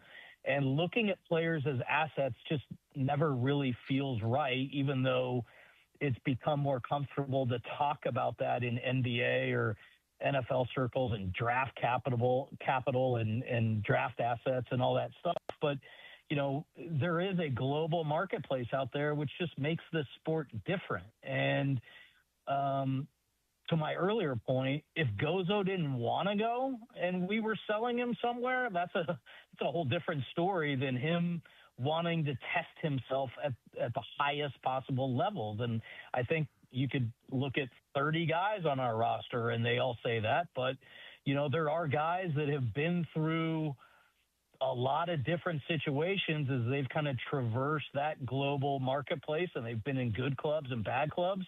And then they come here and they see the facility and they see the community and the fan base, and they're like, this is everything I ever wanted. And yes, MLS cannot provide Champions League football, but I think it depends where you are at what stage of your career. And I think, you know, there's equivalencies for people in different careers and different business environments, but you know, for how you navigate your pathway and what is your priority when you're 20 or 25 or 45 or 50, you know, it's all different based on your situation. So, and I guess that's, again, at the risk of repeating myself, that's kind of where the bittersweet nature of all this comes, because look, RSL got off to a great start pre-World Cup. We were third in the West.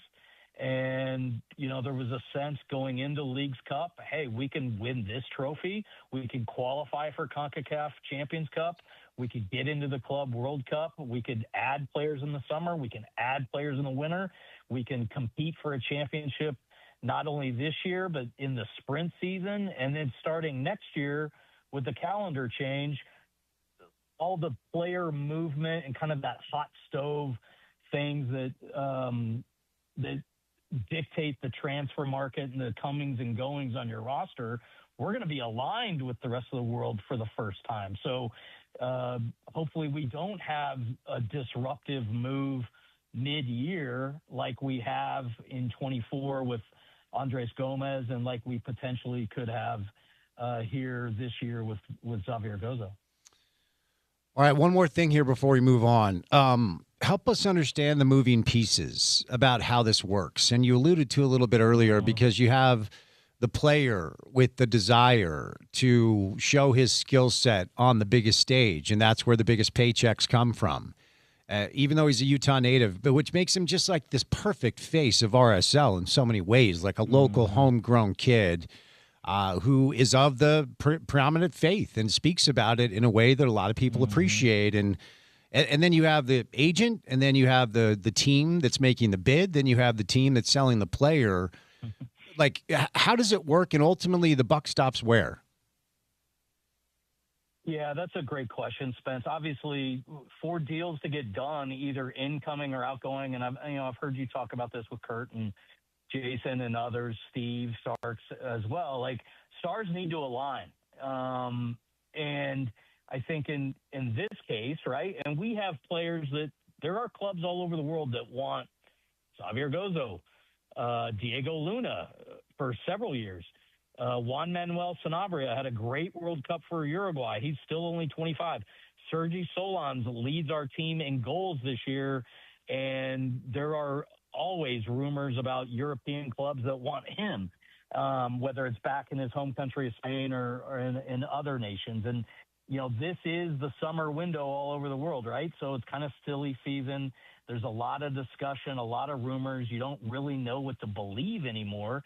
And part of that is the media literacy conversation that you and Tony were just having about, speculating how people and fans and media will react to different eventualities based on whatever college football program or professional program, or in this case, RSL. So to answer your question, typically if a club wants a player, they use an agent or an intermediary to discuss with the player's agent what those terms could be. Typically, the player's agent will then contact the club, and Kurt Schmid's phone rings a million times every day with people inquiring. And if people are lowballing, if people are offering things that are not substantial, he's not going to listen. And some agents are better than others and know how to navigate, what's real and what's not. But when it gets to the point where the player is interested, his representation is interested, the offer is real and substantial, and then the club, in this case RSL, if Kurt says, okay, this is a legitimate offer, this is meets the parameters of what we need, which is, usually going to be primarily financial. And then, Kurt takes it to his group of advisors, which I imagine includes Jason, Tony, Pablo, the assistant coaches. It's a very collaborative process in our club. And then that is presented to ownership. And there's multiple discussions, either in person or via Zoom. And then there's a collective decision. Now, I think it's probably oversimplification, but likely that, hey, the Millers are the majority owner of this club. So if you ask where the buck stops, it's probably Steve Miller. He's our governor and our representative on the MLS Board of Governors. Steve Starks is the alternate governor. John Kimball's the president of business. Jason Kreis is the president of soccer operations. And I think it may seem like maybe a more complicated or bureaucratic process in our case, but it's collaborative. And I think that's, ideally a better situation than one person or one owner trying to dictate everything downstream. So none of these decisions are obviously being made lightly. And, you know all these guys very well, Spence. Like Pablo has a voice. Kurt, Jason, Tony, it's collaborative. The representatives on the Blitzer ownership side, the representatives on the Miller ownership side, the executives at MSE and RSL, everybody has a voice to discuss, okay, what is best for this club? What is best for the fan base? What makes us most competitive? How do we win? How do we win now? How do we win in 12 months? How do we win in 24 months? If we make this move in this window, how does that alter or direct or accelerate the plan that we have for the next window or the window after that? So these are very complicated decisions is what I'm trying to say. Yeah. I mean, look, obviously there are several layers here. And from, again, the fan perspective, which is, the majority of the people that listen to the show are simply sports fans or soccer fans, it's hard to lose a player this good for a team that looked like it did early on. But the reality, Trey, is the team hasn't looked the way that it did to start the year for a few weeks since the World Cup break came back. One win on the road is just not look, that's not going to get it done. The San Diego has one road win. I know they've been shockingly disappointing. Austin hasn't even won on the road, but other than that, RSL is the only other Western Conference team with a single road win. Now, luckily, the America First Field has returned to feeling a bit like a fortress, but you've been around this league for a long time. What gives with this team's inability to win on the road?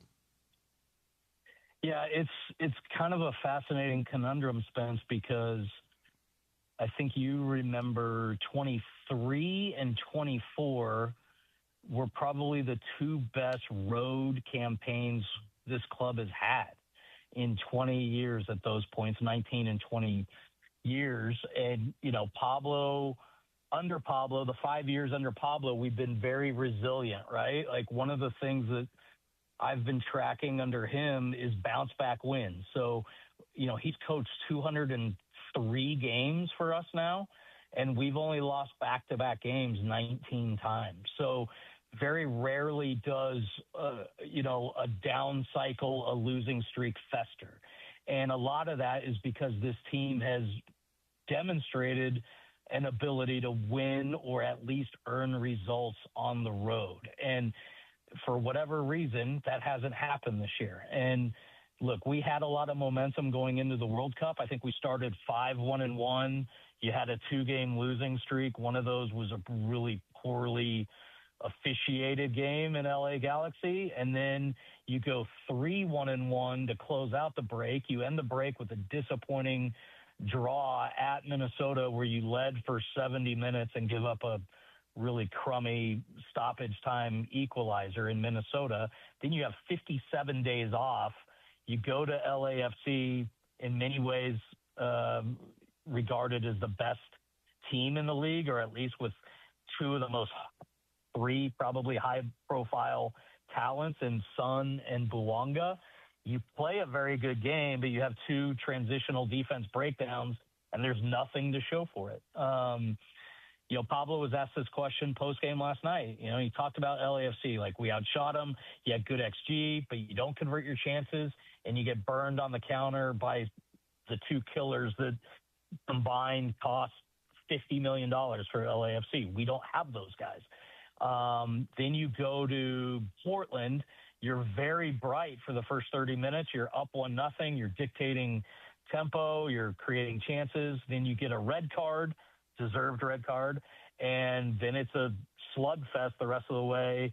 And you're able with 10 men to not give up goals in the run of play, not give up a transition goal, but you give up two set pieces on corners, which is incredibly frustrating for everyone involved in their own right. So you stop the bleeding, honestly, with an ugly performance in St. Louis, of all things. St. Louis actually looked pretty good. We did not, especially the first 45 minutes, but you're able to stop the bleeding. You actually take a lead on a beautiful little combination with Saba and Sergi. And then Rafa Cabral, who has literally started 58 straight games and played every minute of every game, is your captain, is your leader. He's the first guy in every day. He's the last guy out. He just makes an almost unconscionable and very unexpected mistake with just a bad giveaway at the top of his box. And it's 1-1. And you got to figure out how to become satisfied with that point. Now, I guess glass not full, Trey would say, hey, we have 17 league games left. So this World Cup break, this summer transfer window is coming at a time where typically in the past, maybe you've got 9, 10, 11, 12 games left, but you do have literally 50% of the season left because of the World Cup break. So I think there is time to right that road ship. But to your point, Spence, everybody knows it's not good enough. 1 win, 5 losses, 3 draws on the road through 9 of 17 possible road games is just, it's not the standard that this team spent March, April, and May believing it should attain. Did you just go third person? Yes. It was an unfortunate error, much like Cabral's giveaway. Okay. All right, pal. Well, look, appreciate the time. Hopefully better days ahead, and we'll chat soon. Thanks, Trey. Yeah, we'll look forward to seeing you at the big Leagues Cup game Saturday night against Atlante. 20,000 in the house. 20,000 in the house, which means 7. Thanks, bud. See you soon. Wow. Bye. The crack of the bat, the pop of the ball, baseball season is heading into the home stretch, and it's time for your team to get in the game. Treat your lawn this month with IFA's spring and summer lawn food. It's blended locally and formulated especially for Utah soil. It grows a healthy, lush, and thick dark green lawn. Just another of our 4 easy steps. Find out more online at ifa.coop. We'll catch a break. BYU offensive coordinator Aaron Roderick joins us coming up next on ESPN 700.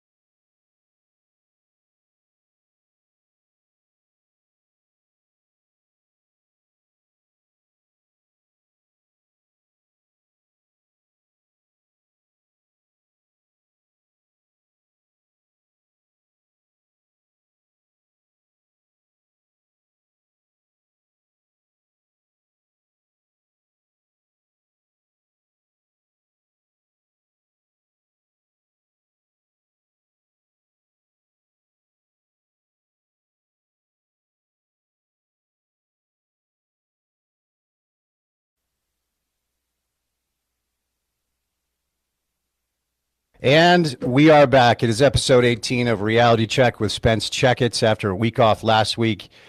Special reminder, we record these podcasts on Tuesdays, and then they are televised on Friday nights on both KMYU and KJazz Television. It is a great time of year because fall camp is about to get going.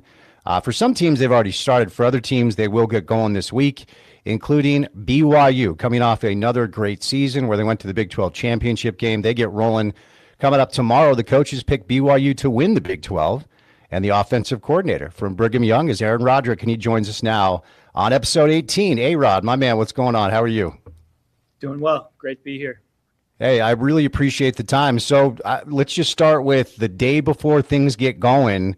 What's it like in the football building? What's the energy like? How are you guys feeling as you're about to start fall camp? Yeah, I think it's the same across the country. You know, everybody's excited to go. You know, you're the healthiest you're ever going to be as a team. Everyone's got a lot of energy and a lot of excitement. It's a fun time for sure. I mean, the summer had a nice summer with our families and stuff, but now it is go time. Everybody's excited about it. So you can no longer hide. And I always find this interesting. The coaches picked you guys to win the Big 12. You go to the Big 12 championship game a year ago. I think it's 23 wins over the course of 2 seasons. And the expectations down there are pretty high. I know you guys like to stay insulated and only control what you can control. But do you like the dynamic of people expecting a lot from you, or do you prefer to be the team that no one's talking about so you can kind of surprise folks? Well, yeah, that's what we've been talking about all offseason is that, you know, we're not going to be sneaking up on anybody this year. And, you know, 2 years in a row, I don't remember exactly where we were picked, but 2 years in a row, we were picked pretty low in the conference by most people. And 2 years ago, rightfully so, we had only won 5 games and we had a new quarterback and unproven team. And we went out and won 11 games and surprised people. And then last year we had a freshman quarterback so again, people didn't have real high expectations for us, and we played well. Now this year, it's a different deal. You know, we know we're going to get everyone's best shot, and we've been talking all year all off season about how you have to stay humble. This sport can humble you real fast if you start thinking that that you've arrived. And so, but to answer your question, yeah, we're excited about being in a position where we know we're going to get everyone's best shot every week. I think we have the type of team that will take on that challenge and use it as motivation to know we have to be ready every week. We're going to get everyone's best shot. So I wonder, I was on vacation last week, and to prep for this week for the shows and also for the podcast, I was just reviewing a bunch of stuff, and I recorded Big Ten Media Days because I wanted to hear Whit and I wanted to hear Jay and Jason and everybody who left Utah. I wanted to hear them address the media at the Big Ten Media Days wearing Michigan shirts and such and blue and yellow. And I started thinking about this off season that we all just experienced, A-Rod, that quite frankly may have been the most dramatic, chaotic off season, honestly, maybe in the history of our state as far as the college football ecosystem. December of last year, the rumors start to surface that maybe Kyle's finally done and it's going to be Morgan's time. And then we see the press conference where Kyle basically says, I'm now in the transfer portal. Sharon Moore loses his job in spectacular fashion. And then suddenly Kyle Whittingham is the head coach at Michigan, and plenty of coaches and players follow him. But in attendant to that, I've always believed that Kalani can probably coach in Provo at BYU as long as he wants to. I just feel like it's a great fit, just like I think Morgan's a great fit up here. But then you get the alert on the phone that Penn State is interested, and you go, okay, well, that's a job that you have to look at. It's Penn State. As the story goes, when we talked to Kalani at Big 12 Media Days, he just wanted, in his words, he said, I just wanted to know that BYU is committed to football. And he had a very emphatic answer to that, which is yes. And so he stays, and you guys now have not just a good present in place. I feel like the future down there is very bright. But from your vantage point, as somebody who coached at Utah, is coaching at BYU, you have ties to all of these players, right? The players that people are talking about, the coaches that left, the coaches that stayed. What was this offseason like for you, A-Rod? Yeah, it was. I think I probably agree with you. It probably was the most chaotic season maybe ever in this state. There was a lot of stuff going on, and I just look at it as sort of a tribute to the fact that you've had two really good football programs within, 40, 50 miles of each other with a lot of good coaches and players, both programs have won a lot of games. And when you have that much success, there's going to be, people are going to try to hire your coaches. People are going to try to, those things happen. And I just think that's part of college football. However, the stability here with, Kalani choosing to stay and the stability of our staff, like just my offensive staff right now, I'm working with some really good coaches, and most of us have been together now for 5, 6, 7, 8 years. There's been a change or two here and there, but it's that continuity and that camaraderie that we have working together now I think is a big part of why we're having success, but it's also part of the reason why people try to hire our coaches, and that's how it goes. At any point, did you think you were going to be looking for real estate in either Penn State or Ann Arbor for Michigan? I mean, I was never looking to leave. I was just, Sure. I was definitely, staying up on the situation and I've talked to all those guys, the guys that went to Michigan. I'm still friends with a lot of the guys at Utah. I saw Coach Witt on the 4th of July we have a little neighborhood parade that goes to our neighborhood. I mean, I talked to Jay. Kevin McGivern's one of my closest friends. So it's, all those things that have always kept us sort of a tight-knit community, they still exist. And now it's time to go get our teams ready to play and see what happens.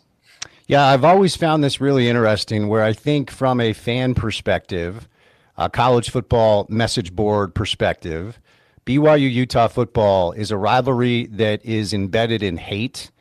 And then you talk to players and coaches and you talk to the people that are actually involved in the game. And I'll let you articulate it. But from my vantage point, it's a rivalry embedded in competitive nature and competitiveness. You're competing, but it doesn't feel like off the field. Maybe there are some frayed relationships. I'm sure there is, but that's part of life. But it seems to be a rivalry game that's just embedded in being competitive with one another, like you would with your brothers. There are 4 boys in my family. I can tell you stories growing up playing sports where we ended up going at each other's throats. Right? It feels like it's kind of like that. That's exactly right. It's there's no hate at all when it comes to the coaches. And I think most of the players too. I mean, I know a lot of our players know the players up there. A lot of our, nowadays the players know players on every team in the conference. Like every week, it's like, oh, I know this guy and that guy, and these guys all know each other. Same with coaching staffs. It's just you just do your job, you get your team ready to play. And I think if you're too caught up in, I like to just be. I try to be the same guy every day, be a steady person throughout the week and on game day. And I think if you get caught up in like hating your opponent or being too emotional about certain things, you're gonna trip up. You're gonna fall at some point or make mistakes.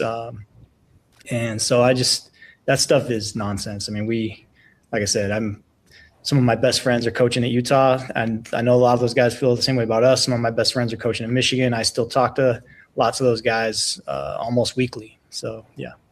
I wanted to go back to what I had referenced about the sentiment and the belief that I have that BYU athletics is in a really good spot right now and is set up for future success in a way that, A-Rod, I think very few schools in the country are. 5 years ago, I had my old producer send me a clip of the show 5 years ago, well, almost 6 now, when NIL and transfer portal became a reality. I said on the show, watch out for these guys about 40 miles down south because they're going to know how to traverse this space. And I feel like you have. And when you pan back a little bit, the basketball team has the number 1 pick in the NBA draft with AJ DeBonsa. Kevin every year has figured out this proof of concept with Yegor Demon as a lottery pick. AJ, he's got another really good player coming in. You guys went to the Big 12 championship a year ago. Again, one of the favorites to win the conference. We had Brian Santiago on during Big 12 Media Days. He gave us a good 20, 25 minutes. And look, I know that part of this entire thing is the fact that there are people that do want the BYU experience.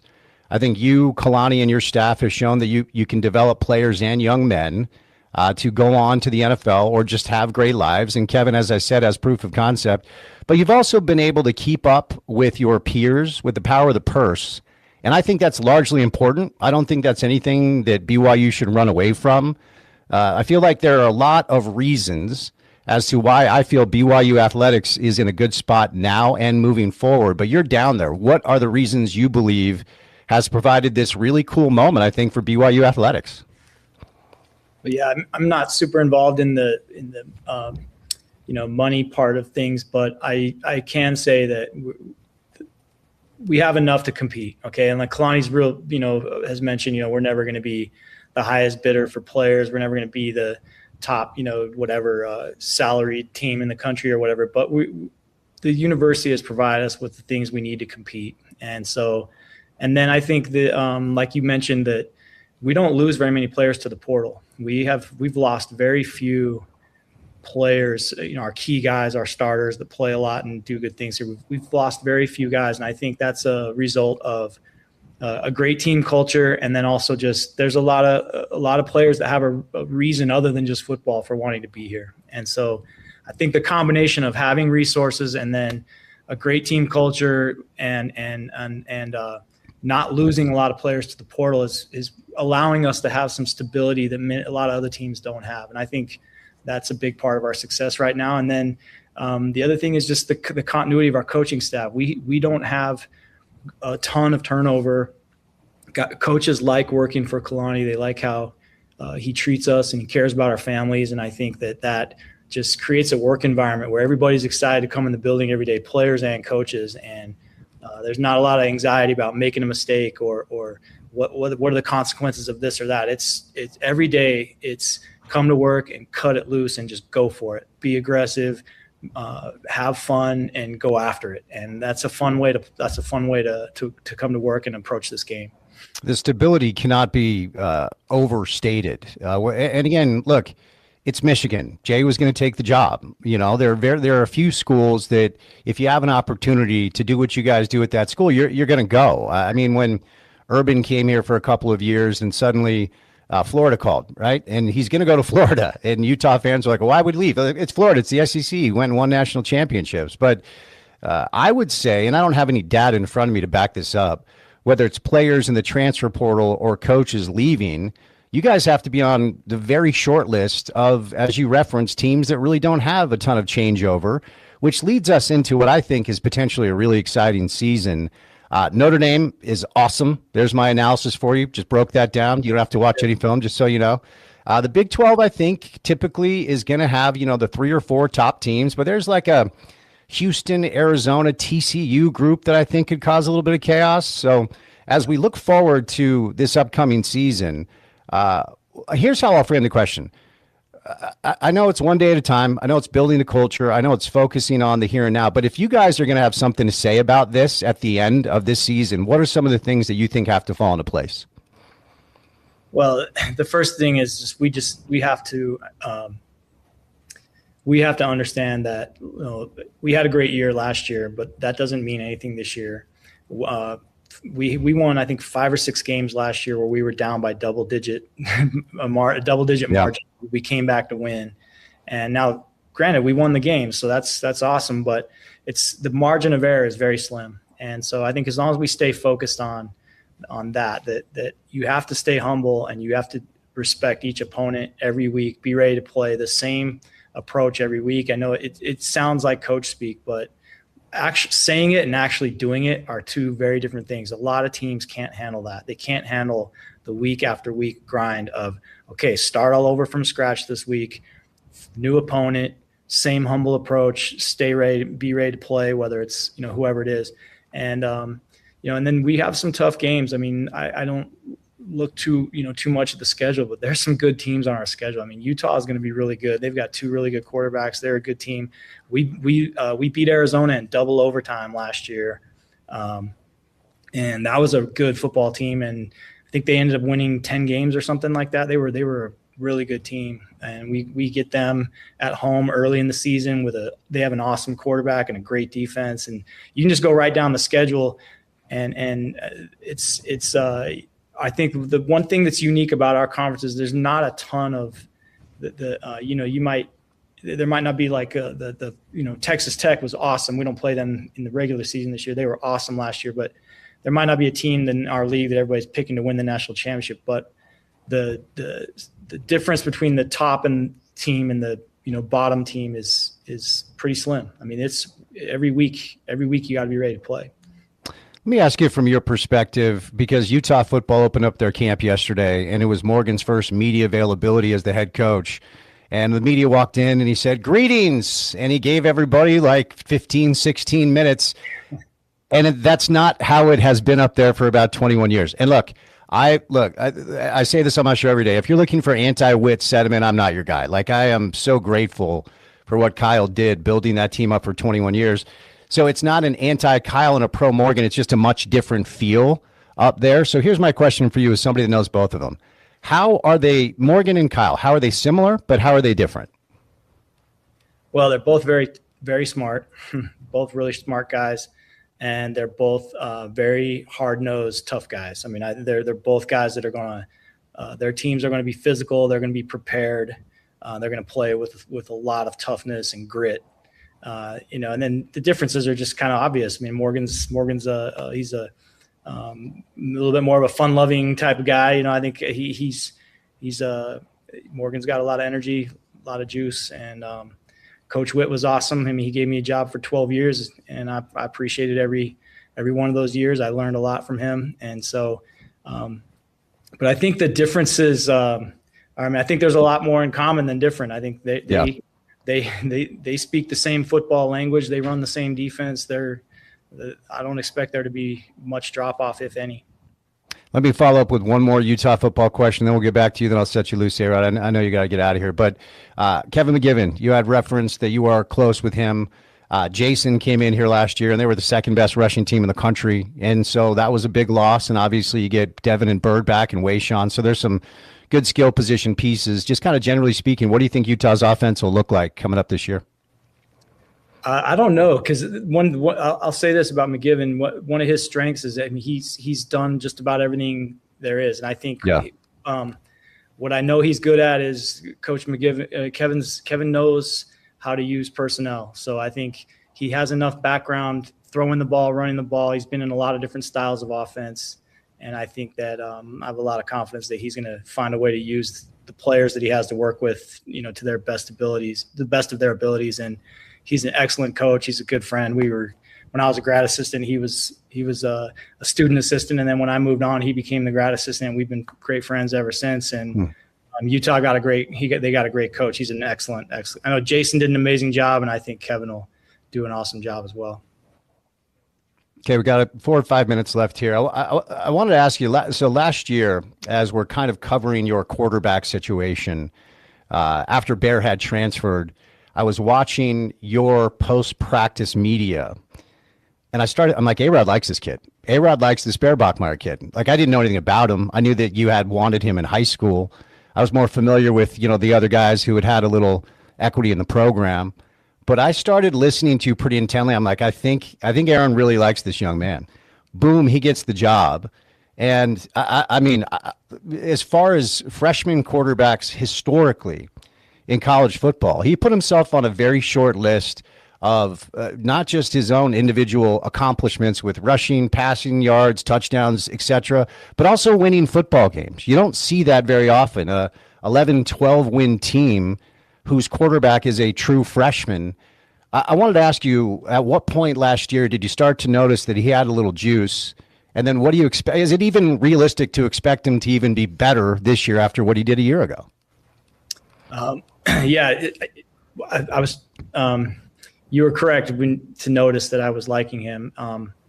I had a feeling that he could maybe help us pretty early on when I just saw. I mean, I knew how smart he was. I knew he was brilliant. Like from high school, he's just a brilliant student and just a really sharp guy. But when he got here, when he was actually on campus, how quickly he grasped what we were teaching him, and how well he retained it was remarkable. And then physically, he wasn't like a normal freshman. I mean, he was 240 pounds and a really good athlete, and he had been a very good runner in high school. So I knew he could run it. I knew he could throw it. And so it was just a matter of him going out there and doing it on the field in front of our team. And our whole team watched him earn the job. It wasn't like one day I just made the announcement, Bear's our QB. It was like when we announced Bear as a starter, the whole team was like, yeah, duh. Like, we just watched that happen in practice. And so, but then the next step, though, is, like you said, actually doing it in games as a freshman. He's one of 3 or 4 guys in the history of college football to win 12 games as a freshman. I think it's like Dan Marino and Trevor Lawrence, and I can't remember who else, a couple other guys that have done it. So it's pretty special freshman year. The trick now is, like, this year, taking that next step. And I'm confident that he's going to do that. We need to develop our passing game a little bit more and rely a little bit less on him running the ball. That's part of our plan. He'll still run it, and his legs are a weapon, and we're going to use them. But we want to get to November, healthy. He was limping through the month last year. In December, he was kind of limping through the month when that championship game and the bowl game. Late in the year, he was kind of beat up, and so we want to take a little bit better care of him and get our passing game tightened up a little bit this year. And I'm really confident we can do that. Yeah, it's always a tricky thing because you don't want to. Because I can remember people saying, like, "Well, Taysom Hill needs to throw the football more," and I'm like, "Well, are you watching him run? Like, I understand what you're saying, but he runs away from everybody, runs over everybody. Devin Dampier up here is a good runner, so like." It's a tricky dance, right? Because you want to keep them healthy, but you don't want to take away the things that make them who they are, right? Correct. Yeah, and we have to find that balance. And we went through that with Zach Wilson and Jaron Hall too. I mean, remember Zach Wilson was an elite runner. He was one of the fastest guys on our team.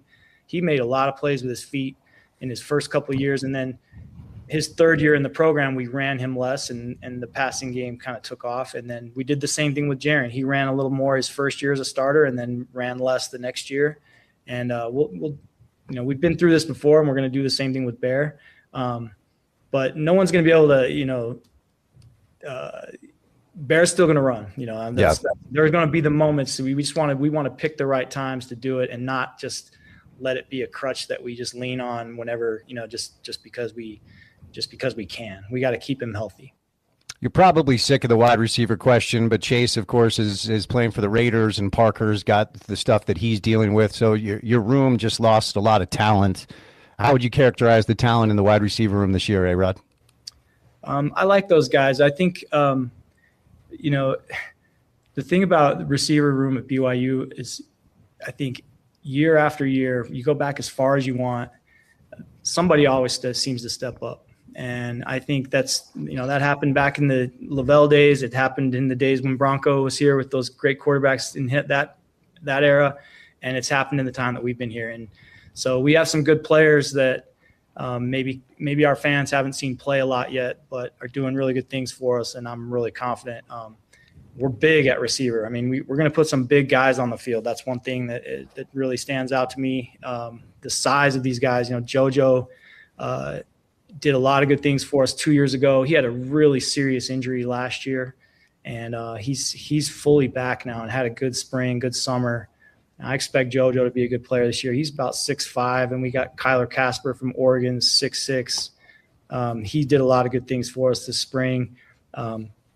We have some good players in this program that their time's coming, and that's all. I think that's all we really need to say. And then we're very good at tight end now. We have 2 very good tight ends. This is probably the best group of tight ends we've had in the time that I've been here.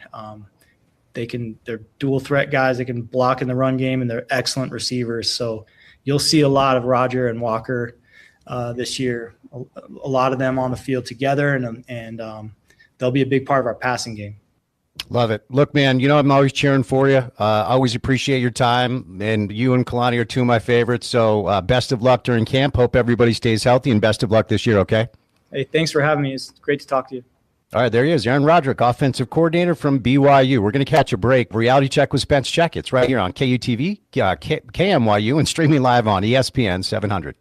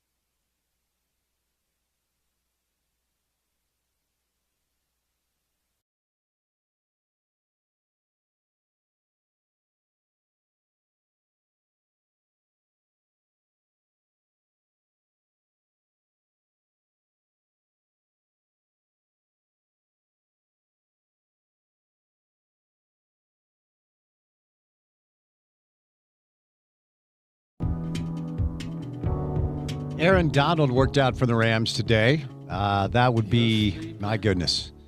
To consider him next to Myles Garrett would be rather terrifying. Some good football stuff earlier with Sam Bruckhouse as we are high speed ahead to both pro and college football.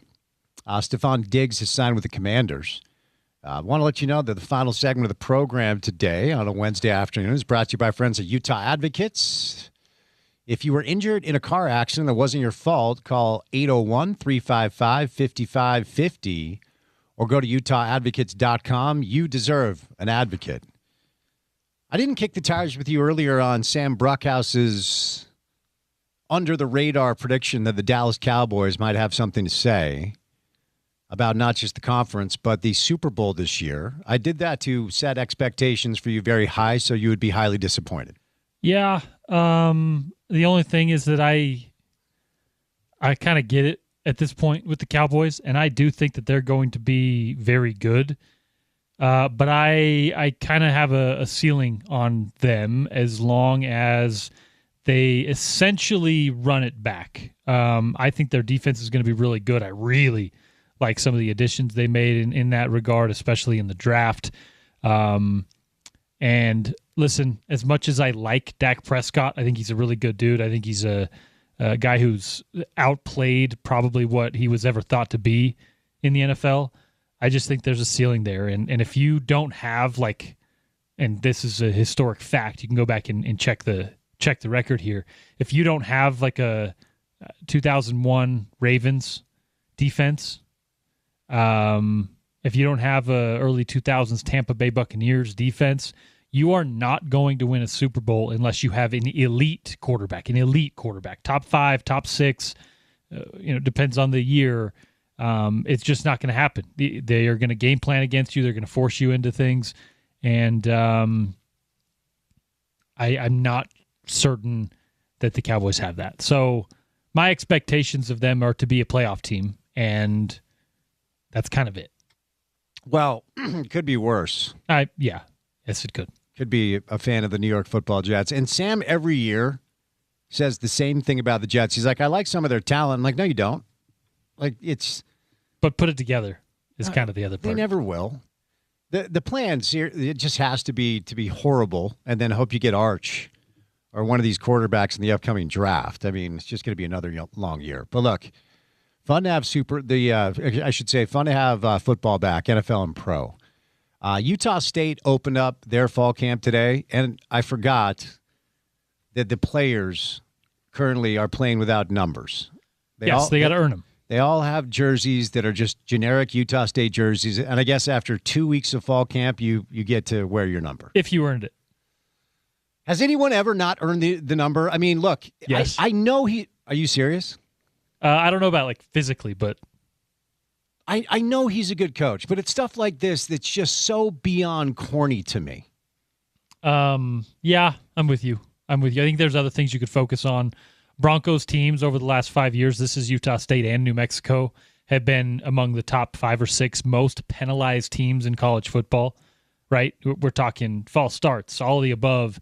And I think there's little things that Bronco could focus on that he chooses to do other stuff there. So I'm with you. I think he's a good coach, but there are some of those things that just, I don't want to say rub me the wrong way, but kind of make me side-eye a little bit. I was listening to an interview with they got a transfer from Cal. I guess he's a local kid. His name is escaping me. But he's like, I didn't know, I showed up for practice and they gave me a jersey that didn't have a number on it. And I was like, wait, what? What are we doing here? It's like, oh, yeah, you've got to earn your number before we give it to you.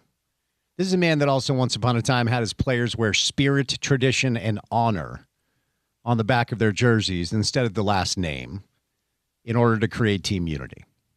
Anyway, different strokes for different folks. All right, let's get out of here for a Wednesday show. Porter, what is coming up on a Thursday edition of the program? Thursday edition of The Drive. Our guy Richard Smitty Smith is going to come in. We're going to recap what was a pretty fun and eventful NBA offseason. Sammy Mora of Ute Zone will stop by the program. And then after my few days up on the hill, we're going to have a bunch of sound for you. Colton Swan, Kevin McGivern, all of the position coaches will be up and available for you up on the website a little bit later today, and we'll play a bit of it back on the show tomorrow. There you go. That'll be a good Thursday show. Join us for that. We'll say goodnight for this Wednesday edition, and a special thank you to Sam Bruckhouse, Tony Parks, Trey Fitzgerald, and Aaron Roderick. For any of the sound you missed from the show, go to the website.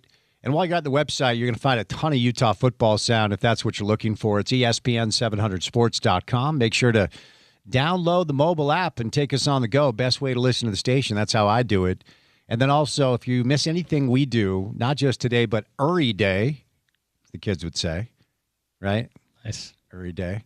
Go to the podcast page. It's called The Drive with Spence Checketts. It's available wherever you get your shows. And while you have your podcast catcher up, you can check out The Drive with Spence Checketts, which features this week Aaron Roderick. You'll find Mark Harlan up there. You'll find Morgan Scally up there, Alex Jensen, Ryan Smith, a bunch of different really good interviews. We have 18 shows in the books, so if you're looking for some extra local sports flavor, check out Reality Check with Spence Checketts as well. For Porter, I'm Spence saying goodnight. Have a great Wednesday evening. We'll talk to you on a Thursday drive. As always, you can catch that right here on ESPN 700.